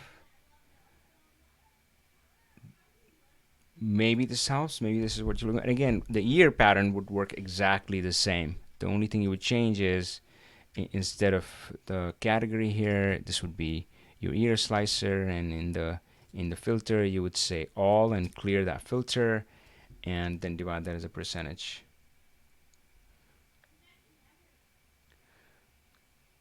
When we choose any year, the percentage changes dynamically. Well, again, it's going to be the same pattern.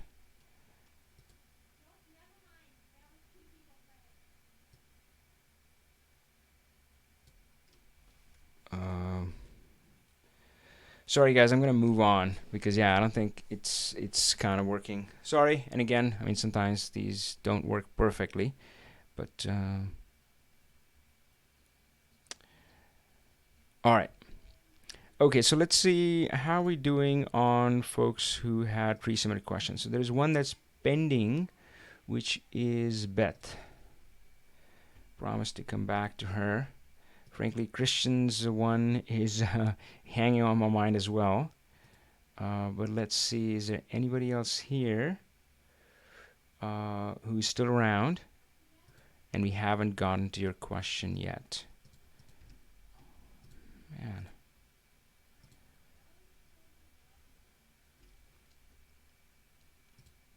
Anybody on phone? Doesn't matter if you did or did not submit a question. If you had anything on mind, any question, now's a great time to ask.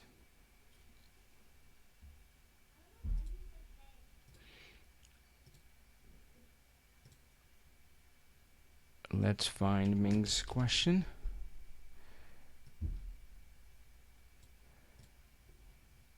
All right. Let's do this one.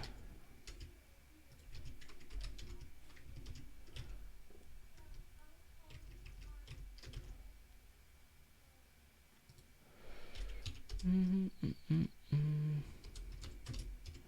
47.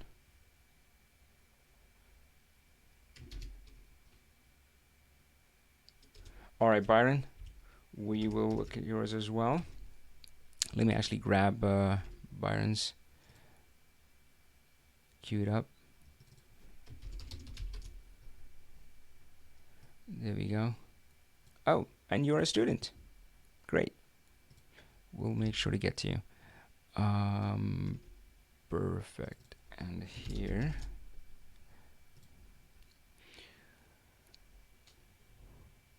Let's see, what kind of file do we have? Oh, perfect. Great. Love it. Love it, love it, love it. Picture is worth 1,000 words. Power BI is worth more, maybe. No, PBIX file. Just kidding. Picture is good. As long as we can help you. Okay, did that work? Huh. Copy image.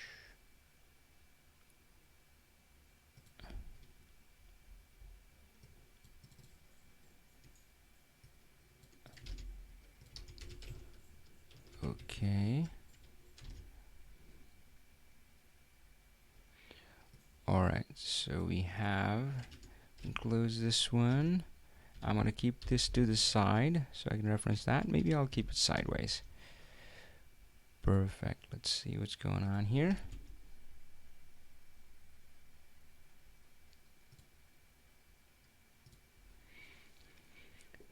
So this is a restaurant point of sale systems. I want to remove all rows associated with complimentary orders. Sounds straightforward. In the attached screenshot, receipt ID 9034 has complimentary under transaction name. So I would like to remove both rows associated with that order. Oh God, this is good. All right, so this is good, guys. I'm loving it because, you know, for one, I feel like I had a few, you know, kind of not home runs, like singles. Like with Cristian and Beth, we couldn't go all the way. Although Beth, I'm going to circle back to you, but this one is feeling like a home run to me. So this is great. So let's take this data and let's go over to our empty model and just do new.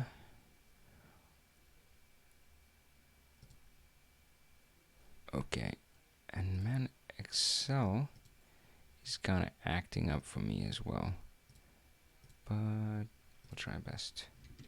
So this was Beth's file, still there. Let's go over to this guy. This was Cristian's data. And let's put Ming's data here.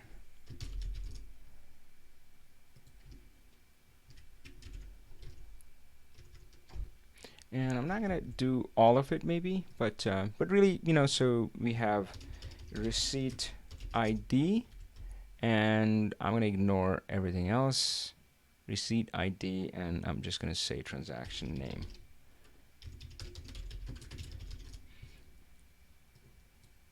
So we have, oops, 9033, 9033, 9033, 9034, 9034. 9035, 9035. Perfect. Love it, love it, love it. All right, guys. Hey, you're going to love this, by the way. You're going to really love this. And guys, I've been doing this for years, right? So sometimes I say that I started Power BI in 2009. And people go, what? No, Avi, come on, man. I mean, it came around in 2015. But really, the elements you see in Power BI have been around for much longer. DAX was introduced much earlier as part of Project Gemini when I was working within Microsoft. So yeah, I've been around this a lot. But what I'm about to share with you just now, I got this clarity like a month ago. Seriously, like a month ago. And you know, when I was saying earlier that, yeah, you should help others, that's pretty much the only way I've learned. I've learned by teaching others. And one of my students had this beautiful saying, he said, to teach is to learn twice. And I've been so lucky in that regard, because every time I'm teaching, I'm learning and I'm getting new breakthroughs and all that stuff. And so what I'm about to share you, and again, it might seem very simple. It is simple, but it's profound. At least it was profound for me. It changed everything. I'm like, whoa, I never quite got it, right? So that's what I'm about to share. And I don't know, it's one of those things where if you know it, or if you have realized it, then you'll say, oh, Avi, that's nothing, right? But for me, that was everything. It changed everything. The way I look at it, I'm like, wow, that's how it really works. So I'm just gonna just punch some cheesecake, yay! My daughter loves cheesecake. So when I'm going out, she's like, get me something, and She likes potato wedges from Safeway, cheesecake, maybe from anywhere, and what else? Actually, I'm not sure. That's what comes to mind. Margarita.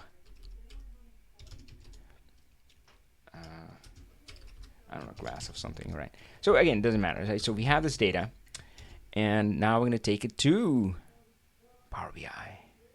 Wow, I am super excited. Super excited. So I'm just going to enter data and just paste it in.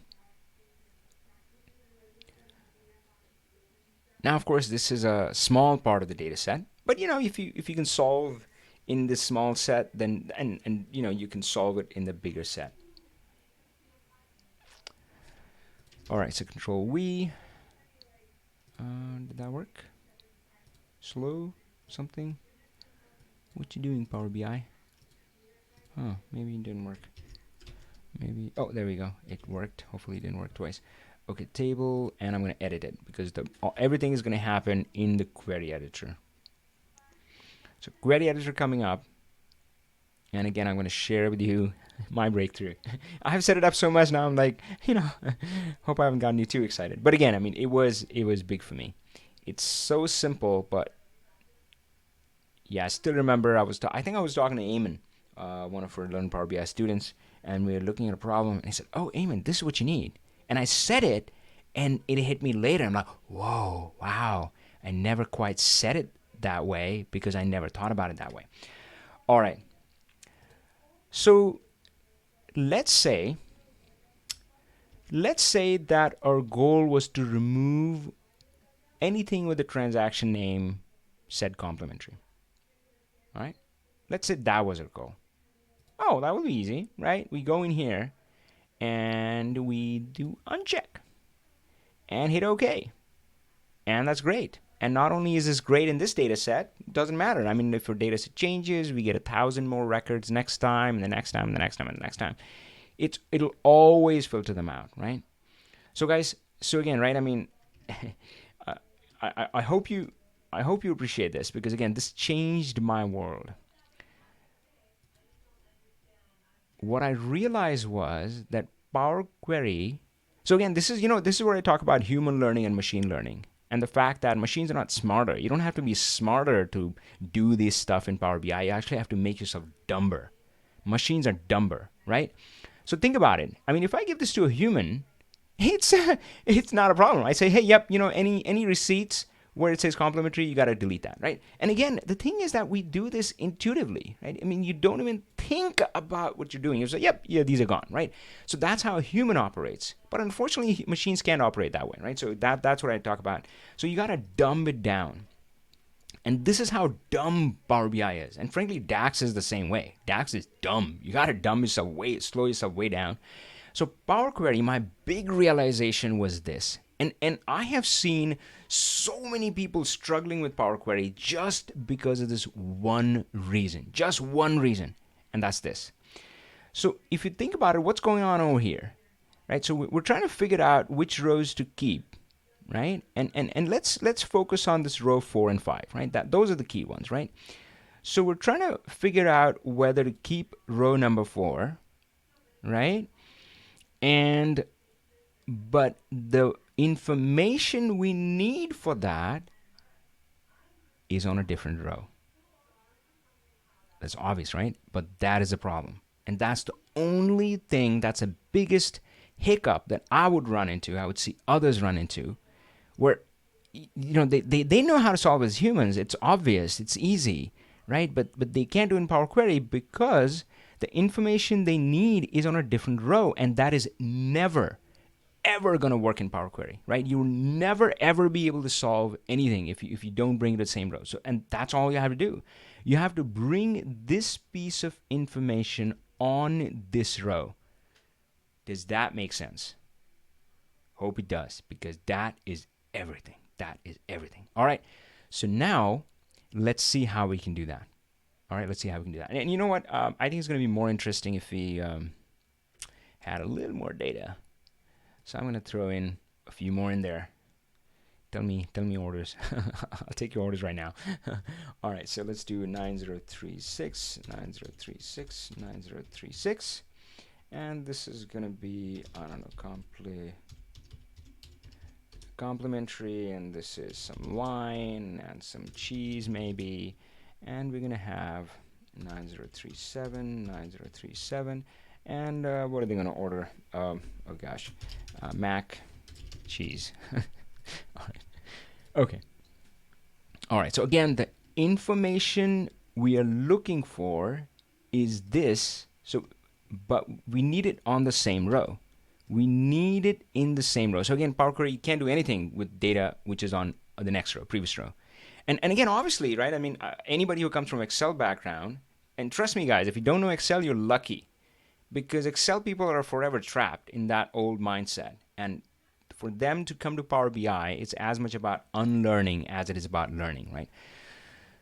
In Excel, obviously, you don't have this limitation, so it's a different word. So we need that information on that row. How do we do that? So again, that is the key thing. The rest of the steps you can figure out. The rest of the steps, they will come to you. All right, don't worry too much about that.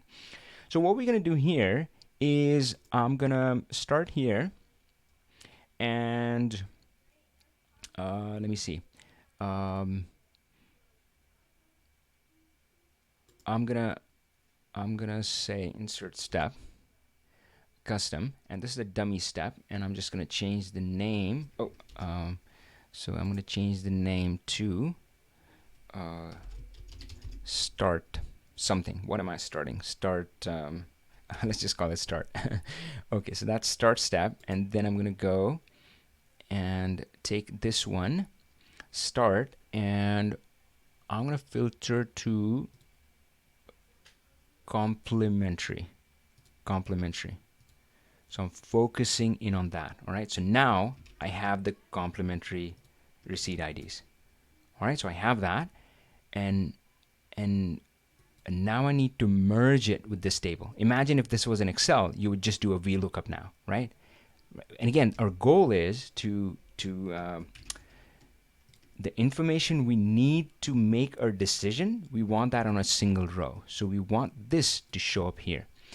So filtered rows, and I'm going to rename this one to complementary, if I can spell that. God. Almost. Okay, right? So, and then I'm going to insert a step again, and this one I'm going to rename, and I'm going to call it end, and I'm going to reset it back to the original table.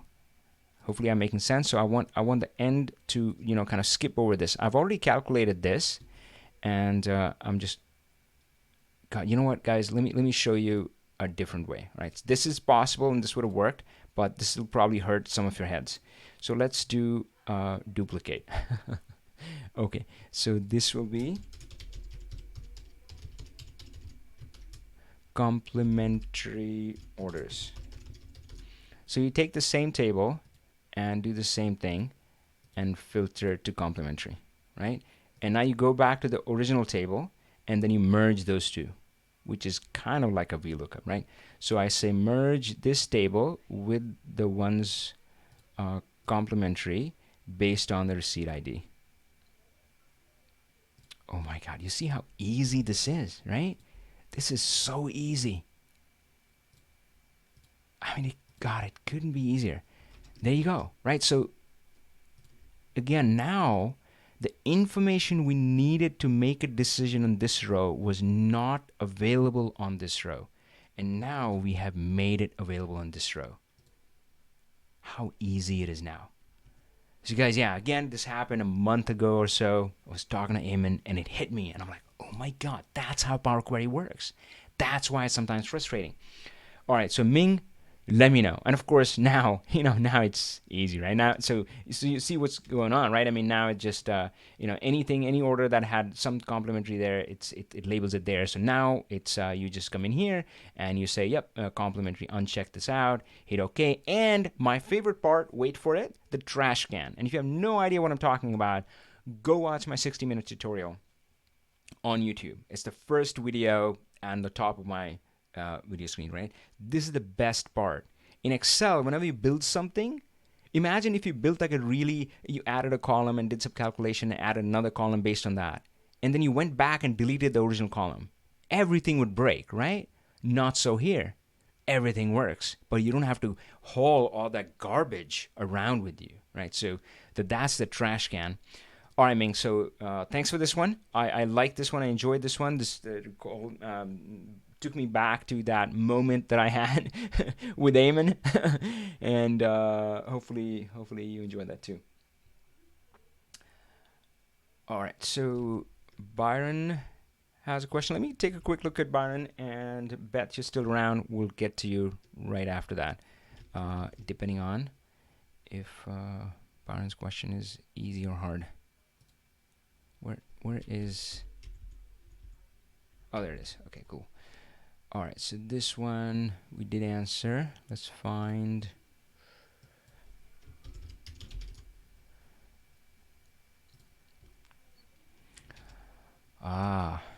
Yeah. Oh, my old friend. Good.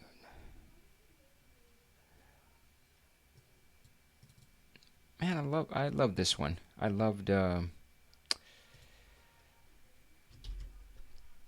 Ming's question. I'll give it a gold star. Kirk got it for free. So the gold star is a high standard, my friends. So the gold star, I look for three things, and this is what I love. I love real business scenarios. None of this hypothetical crap. Sometimes like, oh, Avi, I just want to see how this DAX measure works. I'm like, who cares? Show me a real business scenario, right? So it has to be a real business scenario, and it should be something kind of straightforward. But it actually isn't. And of course, as you see, if you search for the star in our navigation, man, we run into this again and again, right? I mean, well, this is just today, but you get the idea. Yeah, right? I mean, look at this. EN, star schema, projects, one table, data. We keep running into this.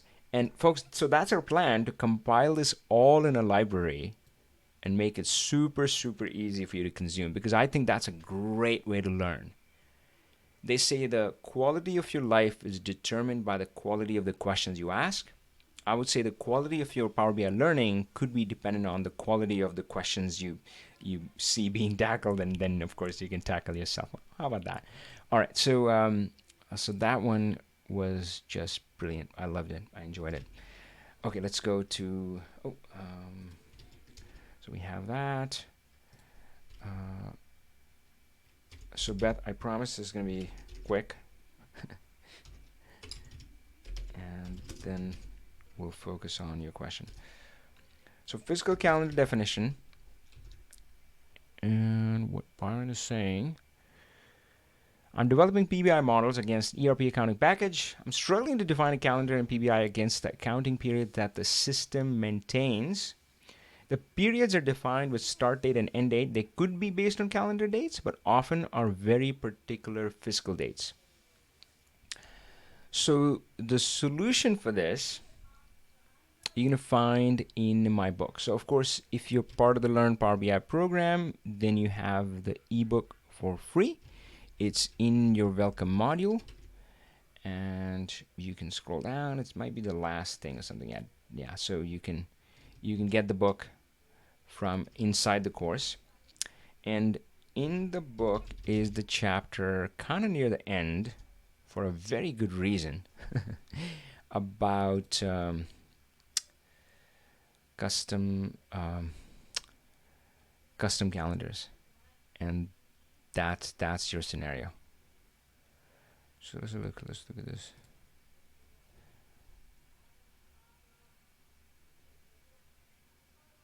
I was trying to bring something up.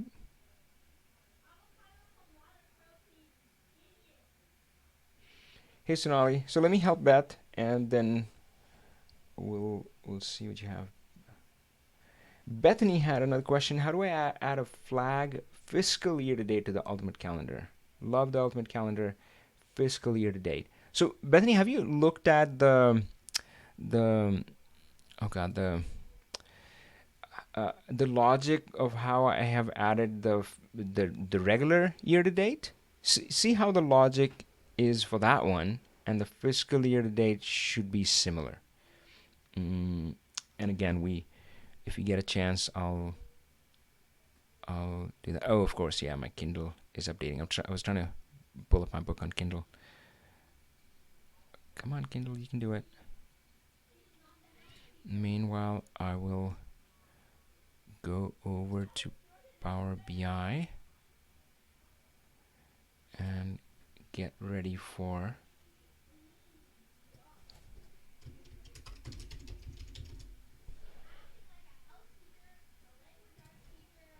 Beth's question while Kindle is coming up.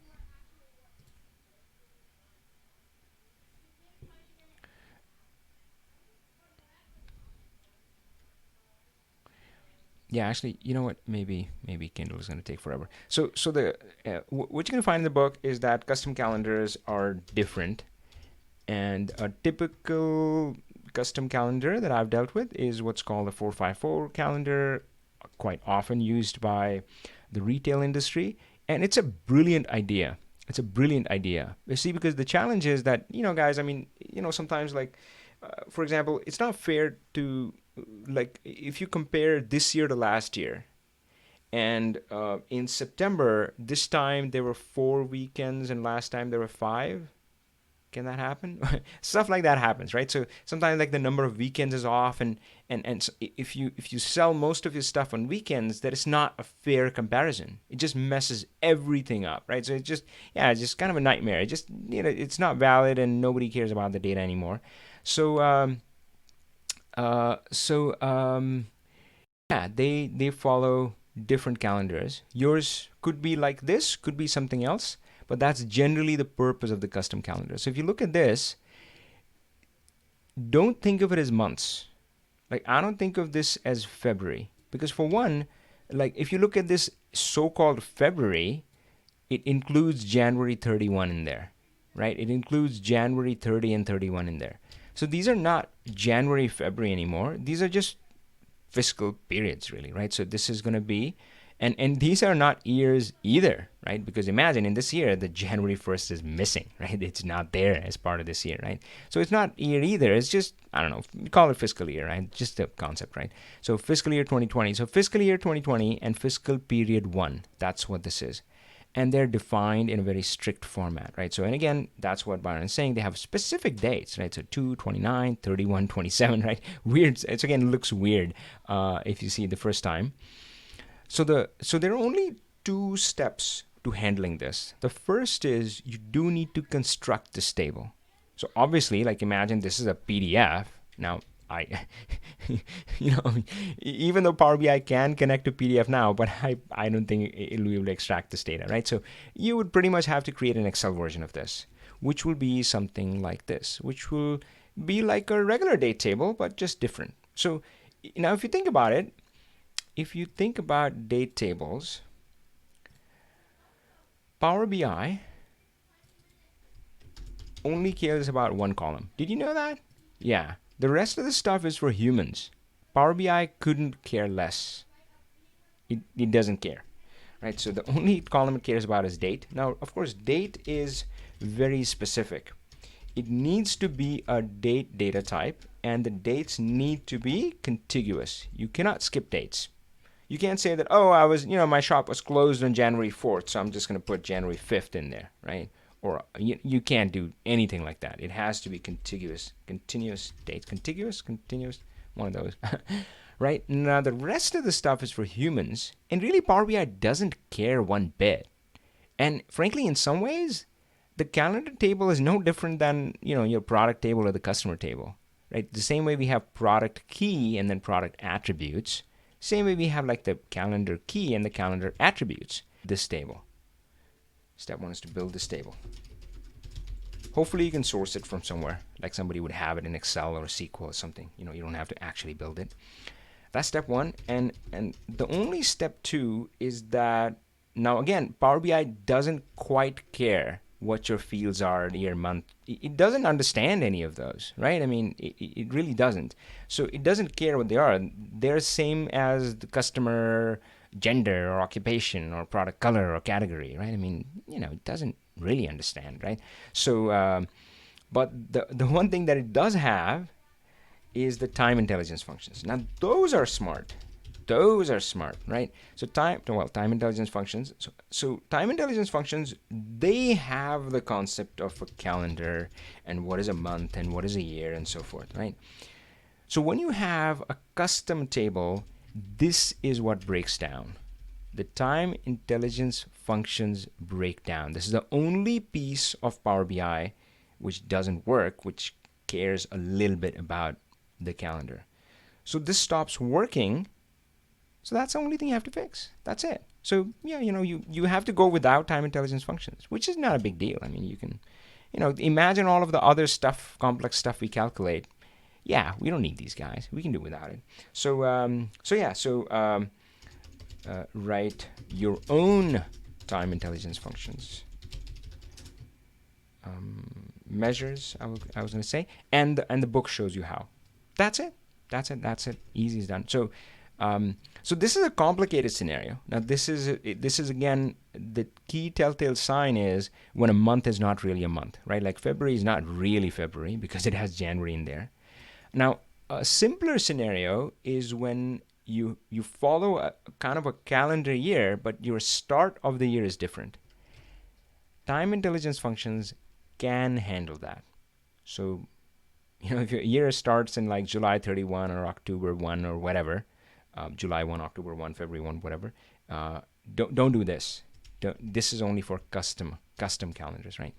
That one time intelligence functions can handle using an optional attribute, which tells the functions what is the start of the year. All right, cool. Okay, so hey, as promised, we're going to switch back to Beth, because that was a really interesting problem. And we're going to start that again. Ooh, exciting. So this is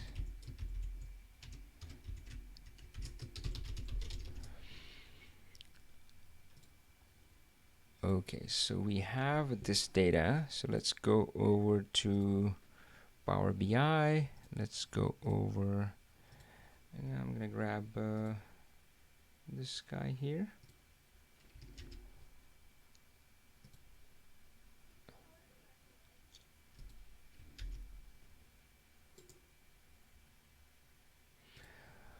Okay, and first, so guys, we're gonna like hunker down for this one. So this will take a little bit, but it's gonna be a fun exercise. And of course, if you've seen me operate on these Talk Power BI shows, I think out loud, because I think what's more important is not to solve the problem for you, but give you the thought process. And actually, I've been to go on a little bit of a detour. You know how in sports they have the book. Let's see. They have kind of these playbooks, right, where they have the X's and O's and all that stuff, and right, yeah, this kind of stuff.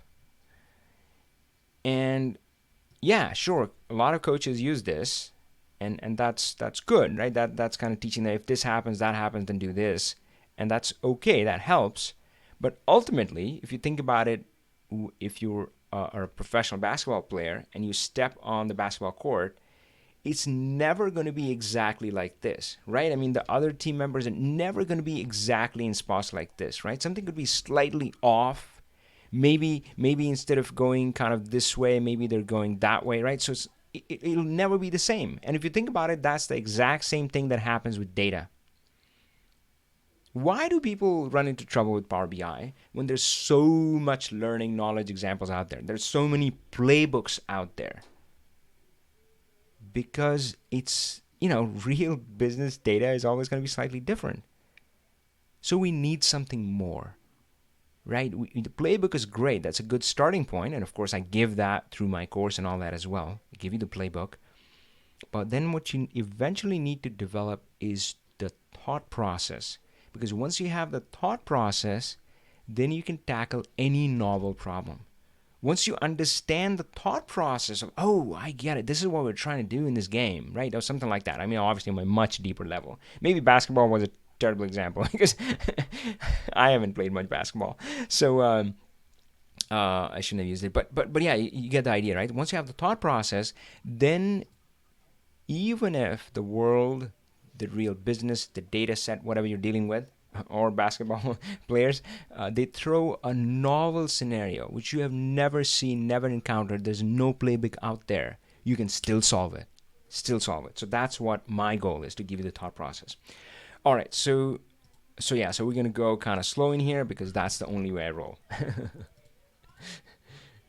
I think it's required for Power BI. You know, as I said, I mean, you gotta slow yourself down. Power BI is dumb. Oh, I hope any Microsoft people are not listening. I hope Microsoft folks are not listening. Yeah. All right, so I got that. Let's get in here. Guys. Oh shoot. I didn't really want to get it from SharePoint. Did I? No, I wanted to download it. So let me download. I thought I did download it. What did I do? I don't know what I did. Save a copy. Oh, there you go. Yeah, it is. It's. Oh, I get it. I think I know what's going on. Okay. Anyway, come back here. Get data. Excel. Oh God, no.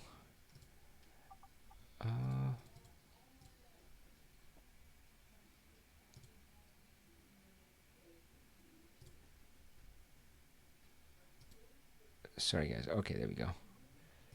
So talk Power BI 2020 and this file.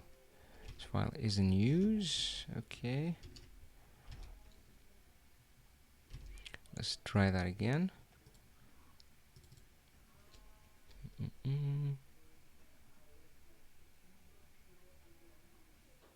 Oh, I better update the question.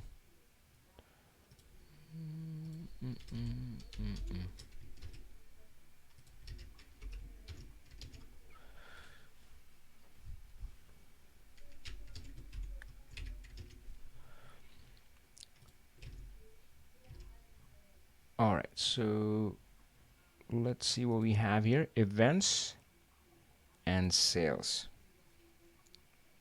So I'm going to grab both of them and let's transform. I just want to change their name.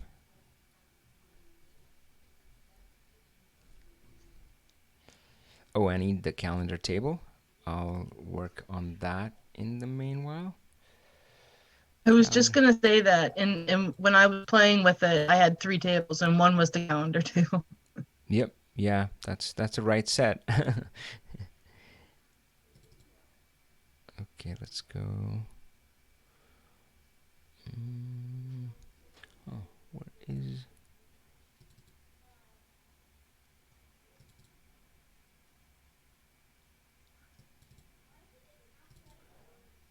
Ah, there we go. Okay, so I got the calendar table, new blank query, advanced editor.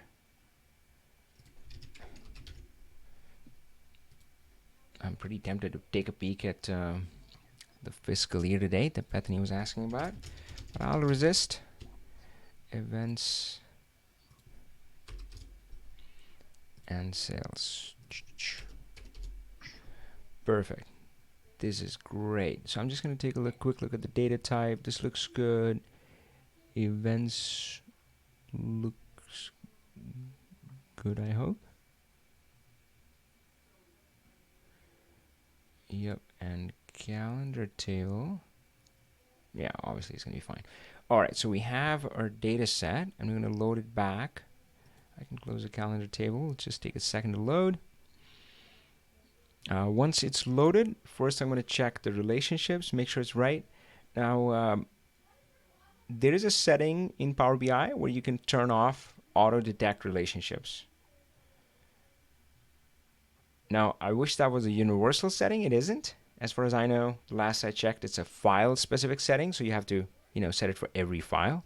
If it was a global setting, I would definitely turn it on, because I think relationships are so important that everybody should create them manually, because then you're doing intentionally, right? I mean, then you're creating a model with intention rather than modeling by accident. Like, oh yeah, like I open people's models and I say, why is this the dotted line? Why is this bidirectional? Why is this one to one? And like, shoulder shrug, and oh, that's Power BI did that.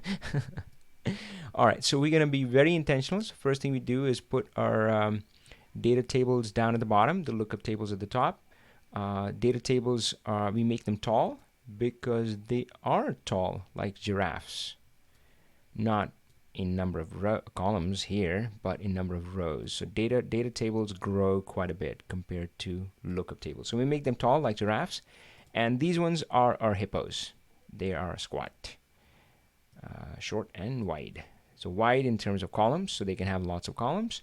Usually text heavy. So yeah, that's the first thing that I do, and then I would go about connecting these ones. So this one is easy. Let's just do that. Sales to date. That is connected, and again, when I connect, I just double check. By default, all relationships should be one to many, one and star, and one directional. If it's any different, hopefully that's intentional, not accidental, not modeling by accident. And if I ask you, it's like, why is it not the standard relationship? You should have an answer for me. You better have an answer for me, because we're not moving on from there. So let's do sales, and we're going to do the right thing. We're going to define a measure. So let's do new measure. I could have used the column sales, but you know what I feel about implicit measures. Ooh. So let's say total sales equals sum sales amount. Oh, sales, yep. Perfect. So we have that. Maybe a little bit of formatting. And this one always gets me. So I'm gonna show you what I'm talking about. So if you put it in a table and we add this measure,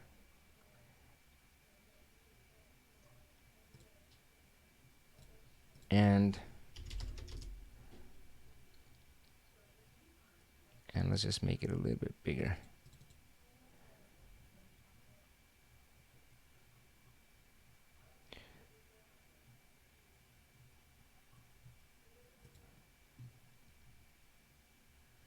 So that's total sales coming up. Okay. So notice here right now it has 2 decimal places. I'm going off on a tangent, by the way, but and I'm going to change this to currency. Right now it's like 0.88. Yeah, that's good. And then I come in here and change it to currency. And let's see what happens.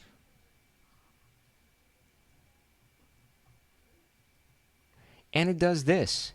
And I don't get it. Like, so I realize that is set to auto, but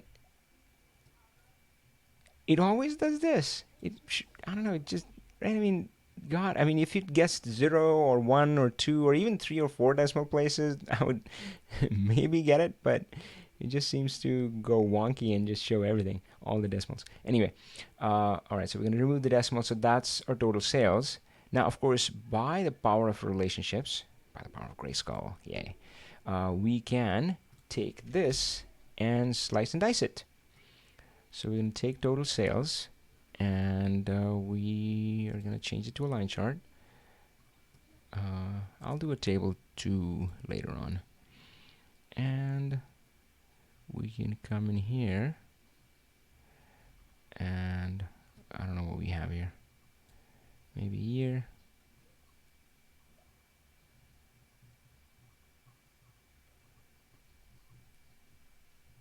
Month.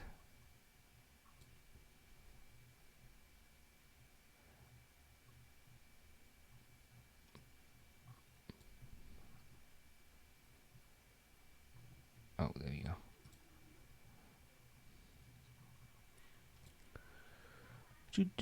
Sort by year month. And I think we might need a little bit of fixes here. So let's do sort ascending. And we don't want months to be alphabetical, so I'm going to change that. And hopefully that'll fix things. Okay, perfect. So that's looking good. We, at the bottom, it has, yeah, it looks in order. So we have that. But the question is that how do we handle the event? Was it events? Yes. And now, of course, we had talked about the simpler scenario where there was no end date. It was just one date. And let's try that. So we're going to ignore the end date, and I'm going to connect the start date to the date here.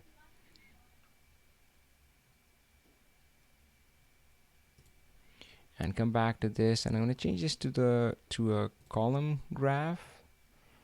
And I'm going to add another table here, which is going to have the events. So it's going to say start date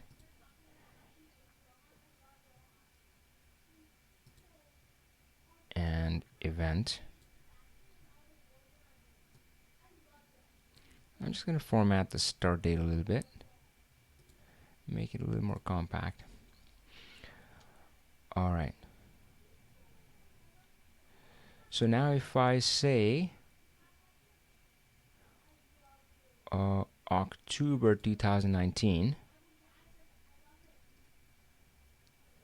well, it shows me the events in October, right? And, of course, anything else that I click, if it has events, it'll show up here.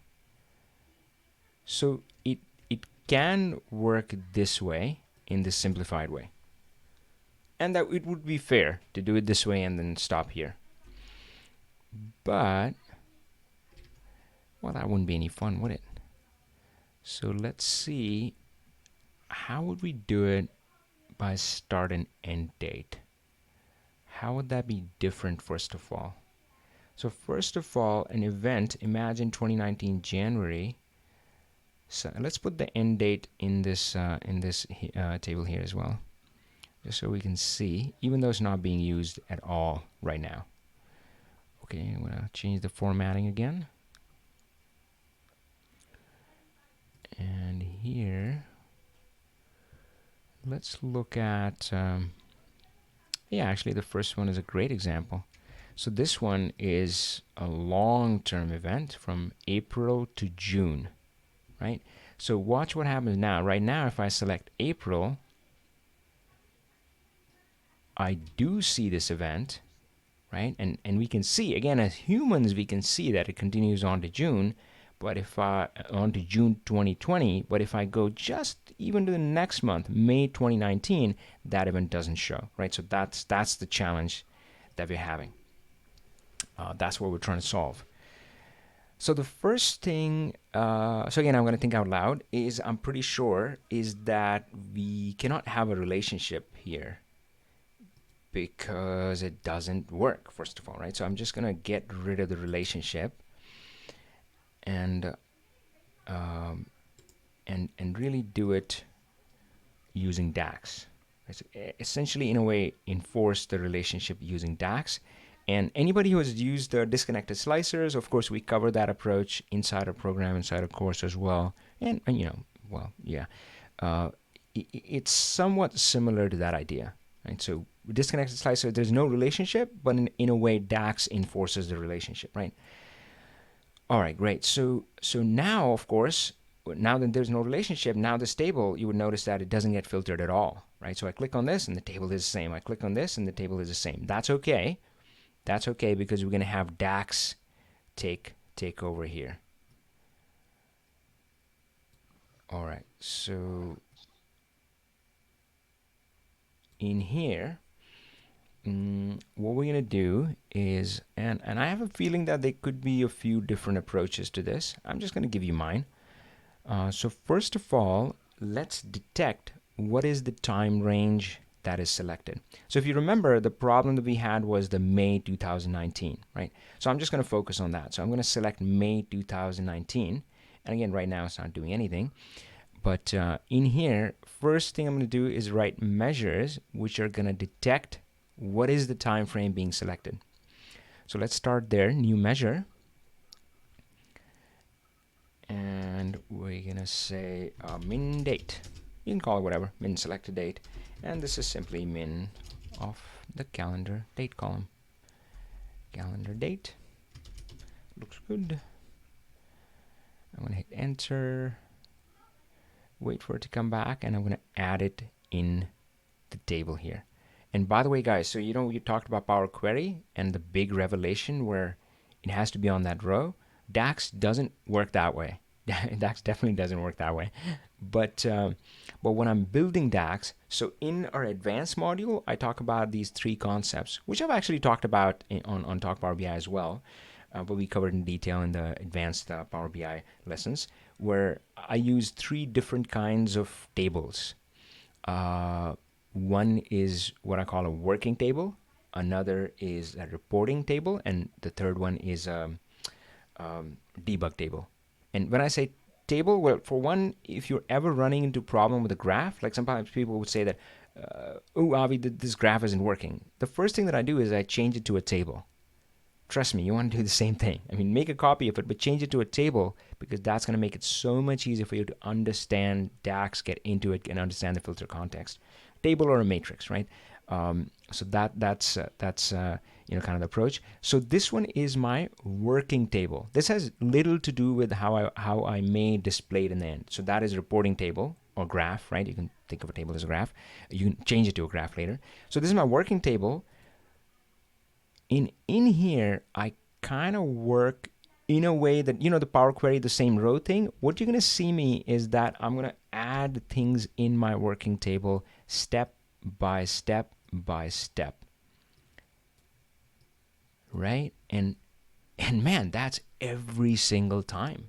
Doesn't matter what I'm trying to solve. That is always how I write DAX. That's what works for me. And I think of those steps so often as Lego blocks. I would write something really simple, then add to it. And again, right, I mean, how do you eat an elephant? A bite at a time. I mean, you can give me a pretty complex problem, but all I do is I just break it down to these teeny tiny bits, which I'm able to wrap my head around, right? So that's the way I do it. So our first one was really simple, min date. And again, I just add it. I want to see it. And frankly, I'm not a huge fan of using variables, because variables don't let me work this way. Variables, like you define one, you define the second one, and then it's just all. I wanna slow it down. I wanna see it kind of step by step and just see exactly what's going on. All right, so I have the min date, right? So again, the goal for this was to have the minimum date of the selected range, and I'm gonna keep it to May 2019. Actually, I might add that as a filter over here for a bit, just so it doesn't click away. So month, year, filters on this page, May to the, oh wait, what is this? May 19. There we go. Let's try that. Okay, perfect. So the graph looks weird, but again, we're focused on this. So we have the minimum date. So I know what the minimum date is. Can anybody guess the next measure I'm going to write? Max date. Again, step by slow, small step. Wow. All right, so I go max date equals, well, max date, calendar date. And of course, the convention is whenever you're using a column, you always say table column. If you're referring to a measure, you don't use the table prefix. So max date, again, a little bit of formatting here. 531. So I know from a measure that this is the range. Now, if you saw what I did in Power Query, what I did was in Power Query that I had these rows of data. Do I have anything like that? and I brought the data that I needed next to it, right? And once I did that, it became trivial.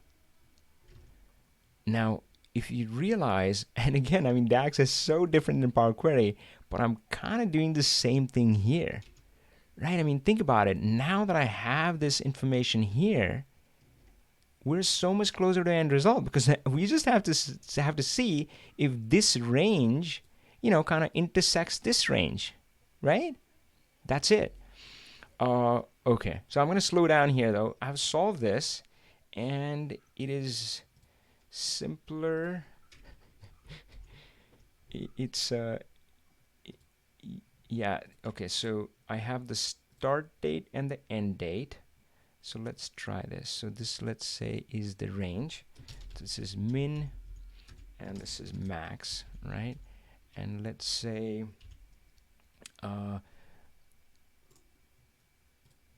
sorry guys, I've forgotten the pattern, so I'll have to reconstruct it. So if the start and end is here, that is no good. If the start and end is here, that is no good. But everything else is good. So if start is here, end is here, right? Start is here, end is here, and of course start is in here, end is here, right? So these are all good. I'm going to color them green. These are good. These are not good, right? So these are outside. So the only thing we need to test is the end date before minimum, right? Because if the end date is before minimum, then no go. Or is the start date greater than maximum, right? So that's all. And of course, there's another name for that. The name is filter context. You might have heard that term. It's just a filtered set of rows, right? So a set of rows. So normally it's operating on a set of rows. And the other concept is row context, which is a current row. And measures, by default, do not have a row context. They don't understand row context. They don't know it. By default, you can create it. So this is where DAX is very different than Power Query. So in here, we do need row context, because we need to go row by row, right? And how do you create that? A classic way to create row context is X functions. X functions are iterators, go row by row, creating row context at each term. So that's what we're going to do. So we're going to say something. I actually don't even know. Include flag something. Include flag. Let's try that. And I'm going to say I want to iterate over a table. So let's do filter. Filter is an X function, by the way. I mean, I really wish filter was written as filter X. It isn't. That would make things so much simpler to understand and remember. But so filter, and I'm going to filter which table? I'm going to filter the events table. Events table. Yep, there we go. And on each row, again, I'm going to do the same test that I talked about, right? So I talked about this test of end is less than min or start is greater than max. Actually, I'm going to put it on a separate window so I can see it. End is less than min, start is greater than max. Okay, so I'm going to say for each of this, if the end date, let's see how this works, events end date is less than the min date,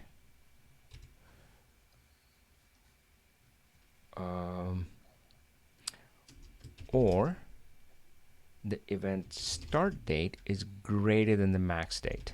Start date is greater than max date.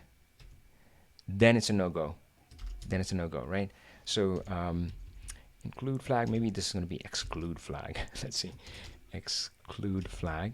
And I'm just going to test for is empty. Actually, I still don't know. Is it going to give me like an excluded flag or included flag? Anyway, is empty. Let's just try it. Oh boy, now I'm excited. Because if this works, we are almost home. Okay. So May 2019, and it's saying this one is true. It's within that, it overlaps that range. This one certainly does, but everything else is false. Beth, what do you think? I love it. Yeah. I love it. Let's totally bring it home. So of course, you don't need to. So again, folks, so there are three concepts that I use, right? The working table, the reporting table, and the debug table. This was my working table. Now, if you go back and watch every single one of the Talk Power BI DAX questions I've solved it exactly the same way. There's no other way that I work, right? So step by step, this is my working table. Now you realize this is not my reporting table. I would never report this. So now let's change this to a reporting table. I'm just going to keep it around. Now, obviously, in real life, I delete it. I don't need it anymore. But I'll keep it around just so you can kind of compare the two. Right, so this was my working table. Maybe we'll even color it, give it some blue working working clothes. Background. Oh, background. Light blue. Yeah, all right. So that's our working colors, guys. And let's come in here. So for our final table, we're going to do this. So first of all, we don't need totals. So we're going to turn totals off. Totals are off. And then these min date and max date were just my helper columns. I don't need them there. Min date and max date are gone. And I really don't need exclude flag to show there. So I can just filter it here. Oh, actually, I was wrong about my guess. So it is an include flag. I couldn't figure that out then, but now I know. So it's true means good. So it's an include flag, what to include.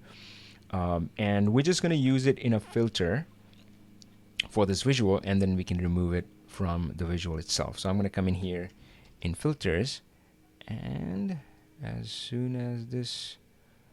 Oh, has anybody ran into this? So if it's a Boolean value, it somehow doesn't let me set it. It's weird. So we gotta have to change that to something else, which I think is kind of dumb. I don't know why it's like that. Maybe times 0. No, not times 0. Times 1. Let's try that. I'm hoping we get 1 or 0.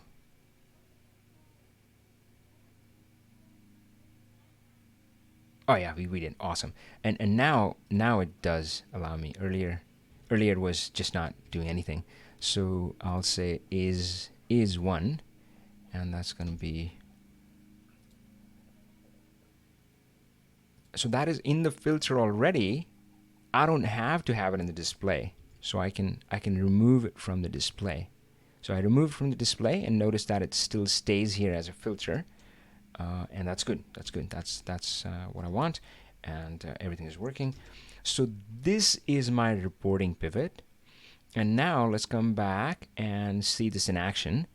So I'm gonna clear the filtering on the month,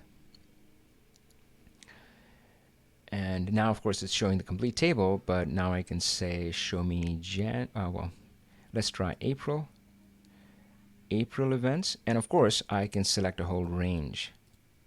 April, May, June, doesn't matter. It'll just work, right? So let's go more. Oh, August. Actually, I don't know if you select a non... Oh, yeah. So of course, folks, I talk about every model is based on a set of assumptions. And I didn't even realize. So some assumptions are explicit in the way that you understand that I'm going on this assumption. Some assumptions are implicit where you do not know. What is the difference between a good and a great Power BI modeler? A great Power BI modeler is a lot more aware of the assumptions that they're making and how it impacts the model. So in this case, I was not really being a great modeler because I didn't realize that everything that I wrote is built on the assumption that it's going to be a continuous range of dates. Now, if you go back and imagine that if somebody selects April 2019 and September 2019, then this whole logic comes crashing down. I don't know, right? I mean, and again, every model has assumptions. So it's not that assumptions are good or bad. The key thing is you understand your assumptions and then, factor that in, right? I mean, just be aware of it, educate your users if you have to. But yeah, this is it. So yeah, that's going to be kind of your reporting model with the assumption that only continuous states. All right, so Beth, I'm going to save this file. Make sure you have a link, and yeah. Thank you very much. That's perfect. Absolutely.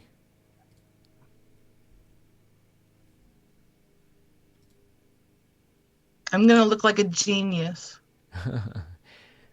Yeah. glad to be of help.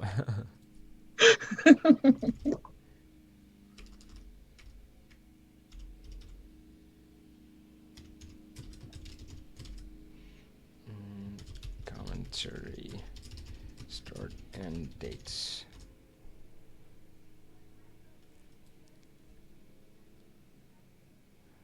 Whew. Man, I knew this was going to be a good one, and I have a feeling Cristian's problem is going to be something else as well. Can't wait to tackle that. I know I'm not going to tackle that on a live call for sure. Let's see what's going on. Abhishek is asking, I searched in the web, connecting Power BI with Oracle. It should be pretty straightforward. I will admit that, I had connected to Oracle, but we had an IT person helping us there. It can be done. Frankly, I'm not sure I can help you beyond just doing a Google search. Sonali, hey, yeah, thank you. Okay, cool. So let's see. Fiscal calendar. We got this one. Let's find Sonali's question. Oh, I can't find your head. Can you post it again? I mean, if you had submitted it or posted it in YouTube chat earlier, just post it again. If it's in Trello, maybe. Okay, so she's saying I'm trying to connect to, what is BW? I don't know what BW is. Some system. Through Power BI and create a report with around 65 columns, and I'm going to execute this report to pull data for 1 year for time. It always gives me memory error. Yeah, that's a good question. I like that one. So let's take it up.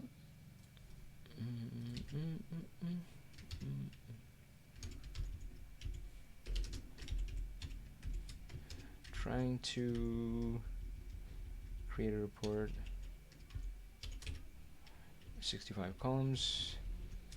Memory error. That is not good.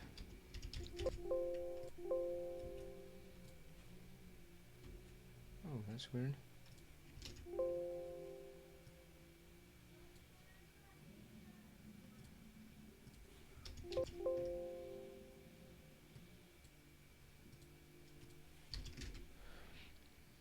All right, so let's, where did we go? Here.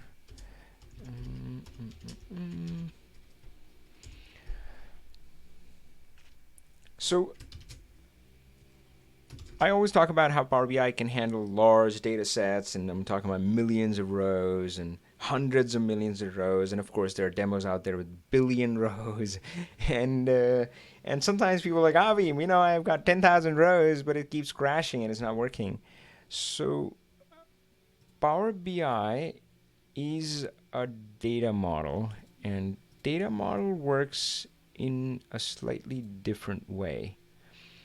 So data model, you got to think about a data table and lookup tables. Now again, these are the giraffes, right? So these are giraffes, and the other ones are hippos. These ones can grow extremely tall, but they're not fat, right? Like giraffes are pretty slim, right? So what that means is that they can't have that many columns. They got to be trim. They can be tall. They can have 100 million rows, 500 million, more.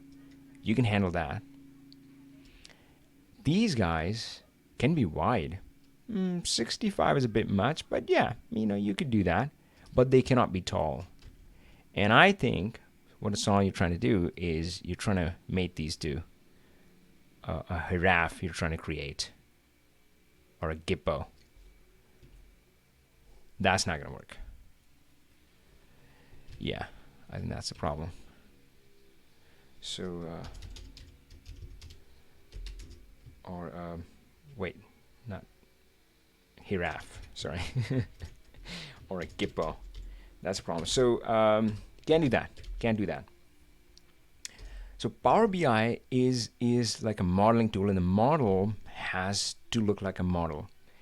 So if you model it this way, it's possible that you can report with 65 columns and so many rows.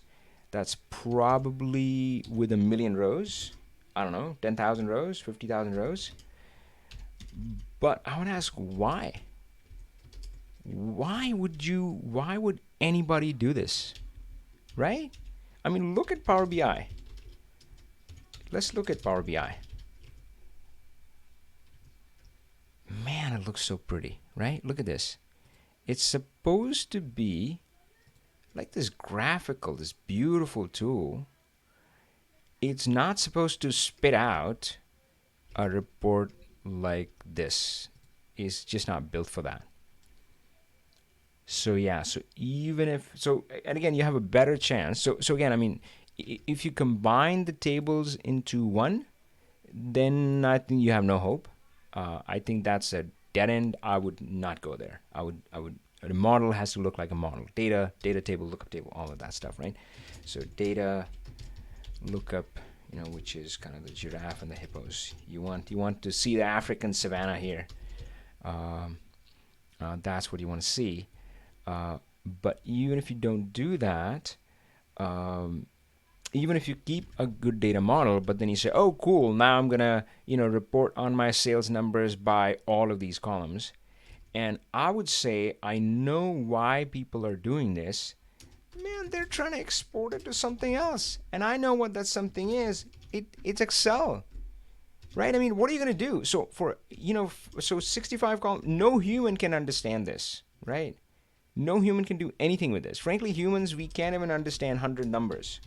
Give me a list of 100 numbers and I would be clueless, right? I mean, you would have to do something. You'd have to summarize them, give me an average, give me a min, give me a max, give me a percentile, something. You would have to help me out.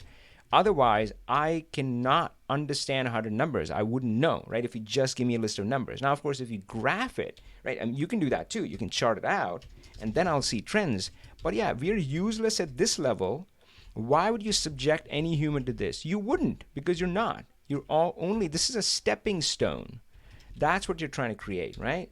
This is a stepping stone. So, frankly, when I see my clients tackling something like this, first thing I ask them is why, right? I mean, what are you going to do after you export to Excel? And frankly, usually they hem and haw quite a bit. It's like, no, Avi, just let me export it. And I'm like, no, what do you need? Oh, just let me export it. But eventually, if I'm nice to them, and they're nice, I guess, they say something. They say, oh yeah, we do this, and then we combine it with this data, we do this analysis. And then what I try to do is that's what I call the last mile. So folks, the history of BI is that the last mile, the business user has walked in scorching sun with bare feet, no water, and yeah, it's been hard, right? So IT gives us something, right? IT gives us something, maybe even data lookup tables, warehouse, whatever, right? But then in the end, it's not enough because I need the last mile. I need to combine it with some data. I need to do something with it, and IT isn't there. If I go to IT, then they say, yeah, put a change request. Maybe you'll get in 3 months, maybe in 3 years, who knows, right? And then I say, well, I'm running a business. I need this, and I'm going to do it myself. So the last mile they're used to doing it themselves. So that's what they're stuck in. And I was talking to one of her students earlier.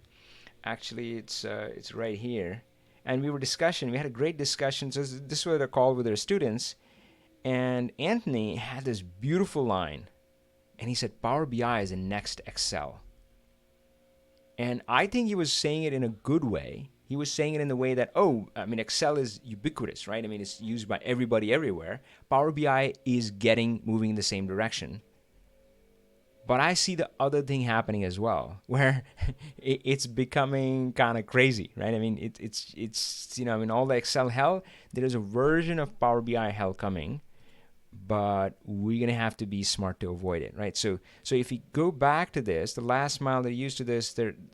I give them the last mile in Power BI. If I understand that what in the world they're gonna do with this thing, because no human can understand it, they can't understand 100 numbers. So if I understand what that last mile is, I build it into Power BI. They say, oh, I combine with this data, I do that for them. Oh, I analyze it and then do this. And again, go for the action, right? What is the action they're taking, right? Oh, I'm trying to figure out which partners are overspent or overdue on the PO, which partners haven't ordered as much as last year, whatever. I need to figure out the folks I need to pick up the phone and call or send an email.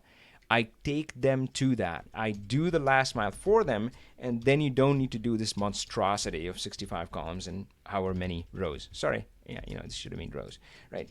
Now, having said all of that, if you do need to do that, oh my God, I mean, Power BI, maybe with some tricks you can pull it off. I mean, if you clean up the data model, maybe. Of course, another one you can do a lot of things. You can actually do this in Excel. That's going to be better. You can actually run like a DAX query to extract the report. That might work. And of course, you can use SSRS. There might be other options too. And again, I mean, if you really are keen on doing this, then I would explore these.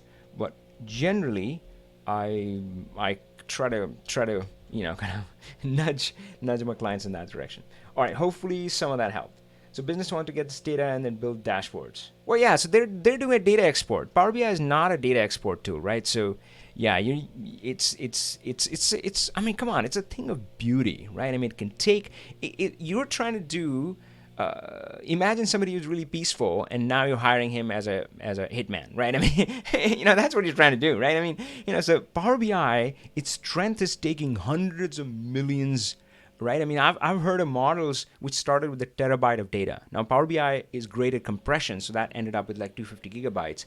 It can take massive amounts of data and summarize it really quick, show you insights, show you graphs, show you beautiful stuff. That is what Power BI is, and you're trying to go the other way, right? I mean, you're saying, oh yeah, just give me a data dump. So and again, you might be able to pull it off. Try this, analyze an Excel DAX query SSRS, but yeah, I don't know, maybe there are other options. Like what is Power BI connecting to? Like what is the source for Power BI? Maybe if it's a SQL or something, then they can just query the SQL stuff. So yeah, it's counter to what's the nature of Power BI. All right, cool. So folks, Beth is still on. What else is going on? Shantanu has a question. I'm trying to follow up with my org tenant admin. Oh boy. Okay.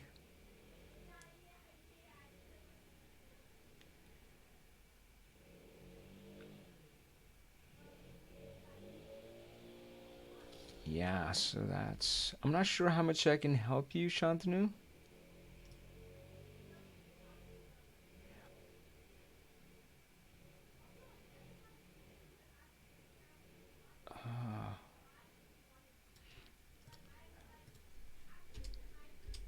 All right, so Sonali, yeah, got it. So SAP BW, yeah, that makes sense. You're trying to extract data. But again, I mean, if you're simply trying to extract data, Power BI, you may be able to get it to work, but it may not feel easy or the best tool. But again, I mean, do try these options, like analyze an Excel, or if you're hosting a Power BI model, you can just issue a DAX query against it. That can be faster. That may work, right? No guarantees. Let's try this. So 1204.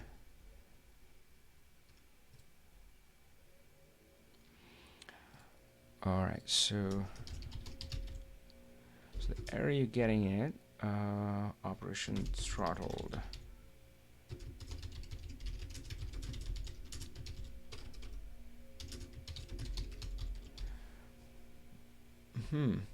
I'll admit I have no idea about this error. But what I was thinking was that, for one, it doesn't sound like a critical error. I don't know. Maybe I'm reading too much into it, but to me, because you're right. I mean, throttled in my mind just means that it's slowed down. It's not stopped. And again, just because I'm curious, I'm gonna kind of Google it, see.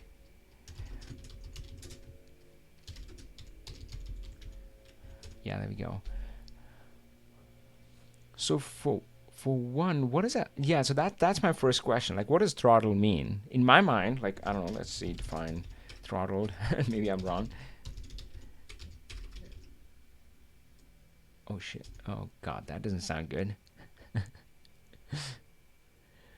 Oh boy. Okay, so it's ambiguous. I was thinking it's like slow down, but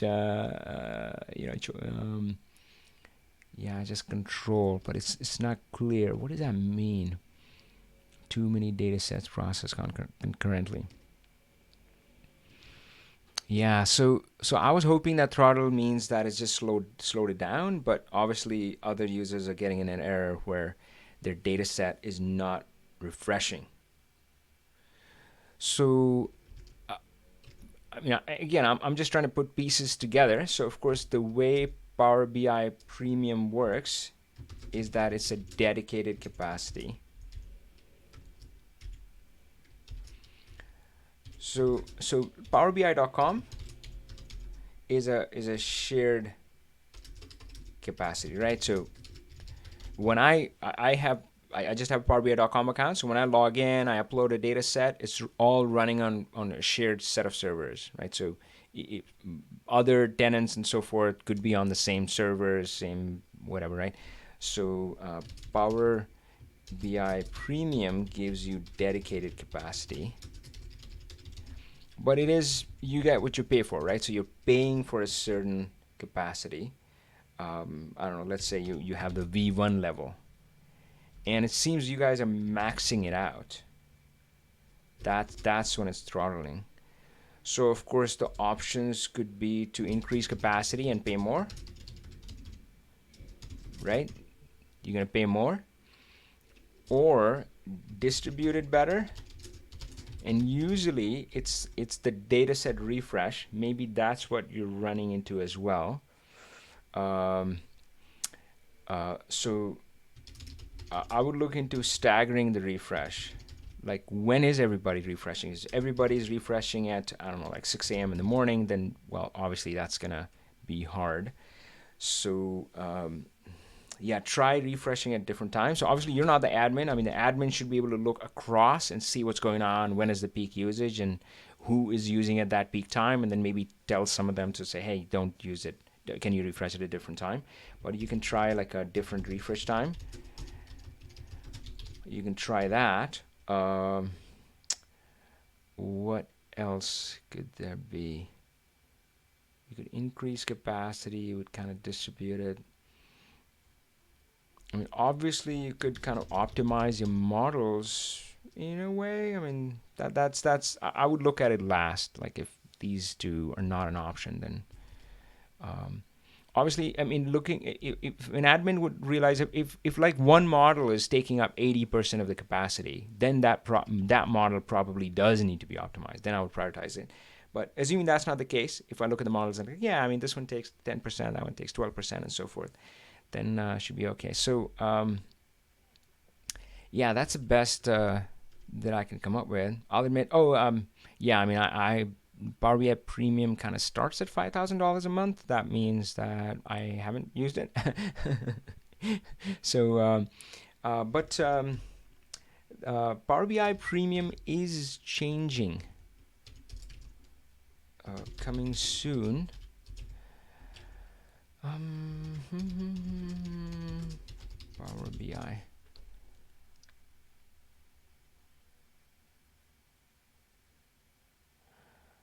Oh, there we go.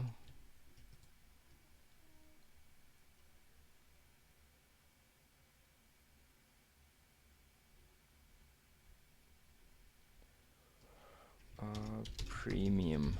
They had some interesting announcements. So for one, it's going to be available at a single user level, which sounds crazy. What does that even mean? But we'll see. But there were some other interesting stuff as well. Oh, auto scale. Oh, this is interesting, isn't it? Power BI Premium auto scale. So if you think about it, man, buying capacity is really hard. Really, really hard. Because imagine you buy a capacity at this level, right? And then, you kind of operate. Oh, that's a weird color. Let's try pink. So, you kind of operate here, but then you go boop, right? And of course, you can't go over your capacity, so you kind of maxed out, and then you go boop, and then, right? So maybe morning, evening, something like that, right? And that's not good, right? And you just need a little more capacity here, but the only way you can get more capacity is to, well, just up the whole thing, right? That was the old world. Now Power BI is saying, well, if you hit this peak here, maybe we'll give you a bump here and here. At least that's the way I understand it. And that might help you. But hey, that's not here yet. That's promised, coming soon. Who knows when? So, yeah.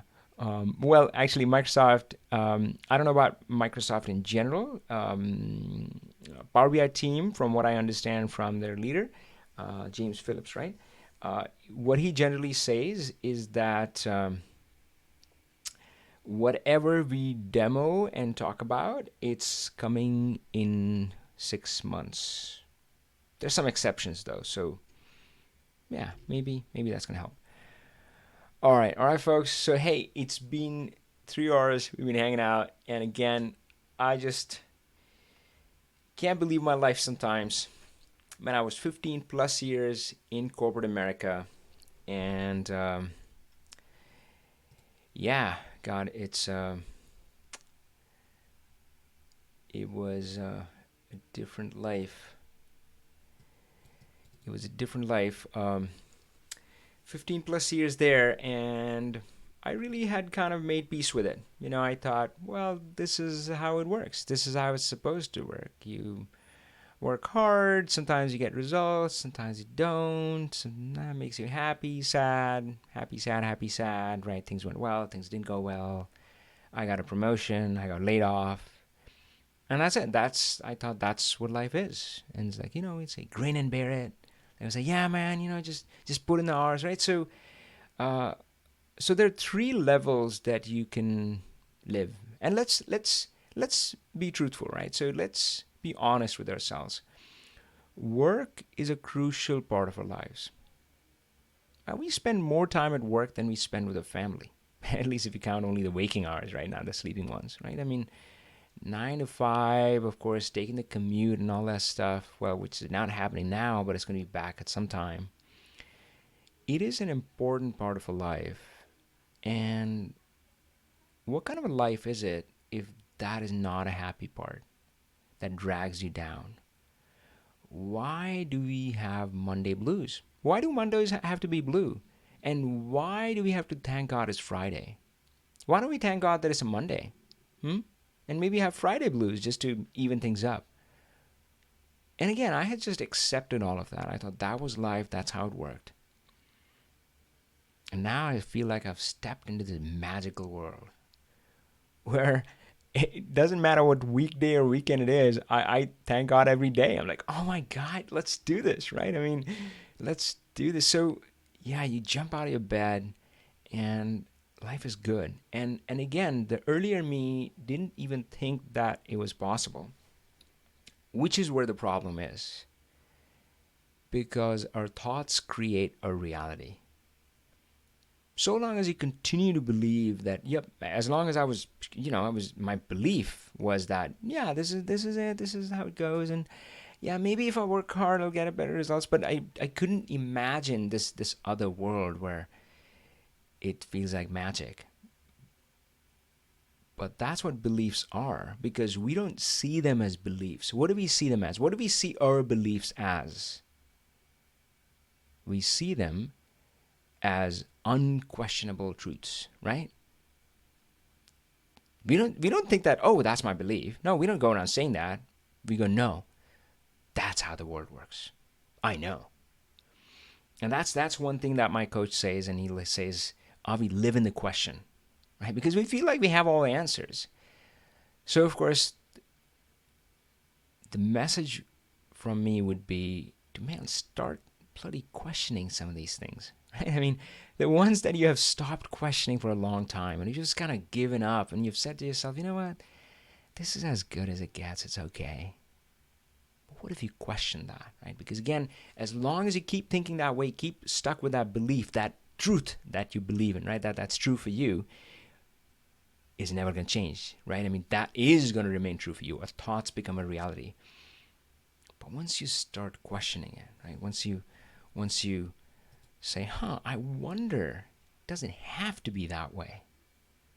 And then maybe you start looking for examples. Like, is there somebody else out there who lives a different life, right? Is it possible? And if it's possible for them, why wouldn't it be possible for me? Right? I mean, that's the other thing people do. I mean, they hear my story, they hear other stories of our Pro Plus students, Charles, Eamon, Greg, and so forth. And there's always a but. There's always a but, right? And I talk to so many people, right? I mean, I talk to my students one-on-one on our personal welcome calls, and I've heard that but so many times, right? And I would tell them, like, they know my story often, and I would tell them about Charles, Eamon, Greg, and all of these folks, Matthew, Grace, Diego, right? I mean, the list goes on. And they would always bring up the but. It's like, oh, yeah, Avi, but. And then there's a long list of things. And they just say one, but I've heard so many, often a variation of the same thing. And it's like, oh, Avi, but, man, I'm an introvert, right? That's the first thing that I get. And by the way, I'm an introvert too. And that's a longer conversation. We wouldn't go in there because, of course, whenever I say that, people are like, no, Avi, you're not an introvert. Right? I mean, come on, you're on YouTube live and all that stuff. An introvert cannot do that. That's just a belief. That is just a belief. And your beliefs create your reality. If you think, oh, I'm an introvert. Oh, introverts can't do this stuff. Guess what? You will never do that stuff. Question it. Right? Question it. And if these buts come up, hold them off. Right? She'll say, yeah, but, but they had, so either it's a version of, yeah, but they had this going for them. Yeah, but Charles had, he's from Thailand, right? Something like that. Something, it's like, yeah, but he has this, right? But he has that. Or, yeah, but I don't have this, I don't have that. Just a belief. And again, I'm not giving you something new. I'm not saying believe this, believe what I believe. Maybe question some of those beliefs. And here's the thing about beliefs, right? So again, we all build these mental models. We live in this world that we construct. We think we're living in the same world. We're not, right? And boy, if you've been married, you've probably gone into a few arguments, and you can't imagine that the other person thinks that way, right? Or frankly, even if you haven't been married, right? Whatever, something with a friend, it's like, because they look at the world in a different way. So we all have beliefs. I do too. It's not like I've given up believing in things. No, we all have beliefs. The only question is, are your beliefs serving you right?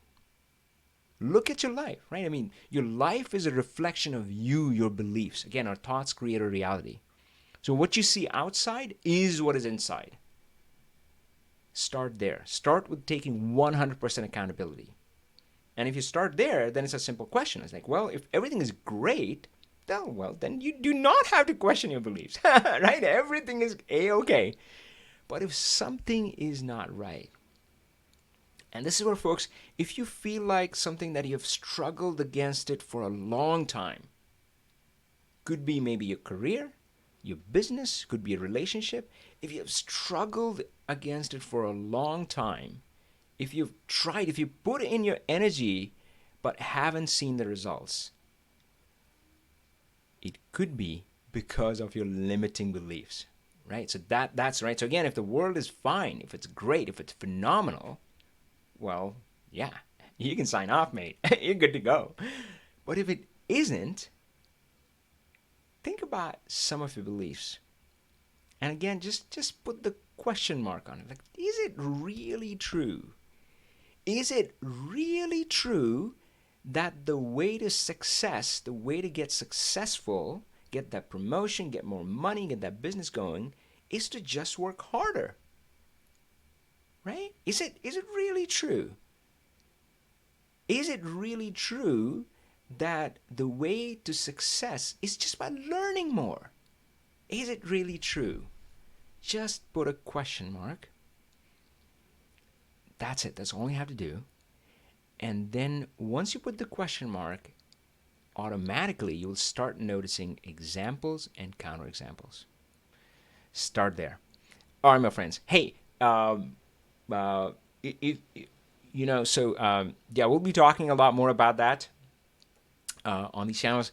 To wrap up, learnpowerbi.com enrollment opening on October 5th. We would love to welcome you inside the family if you haven't joined yet.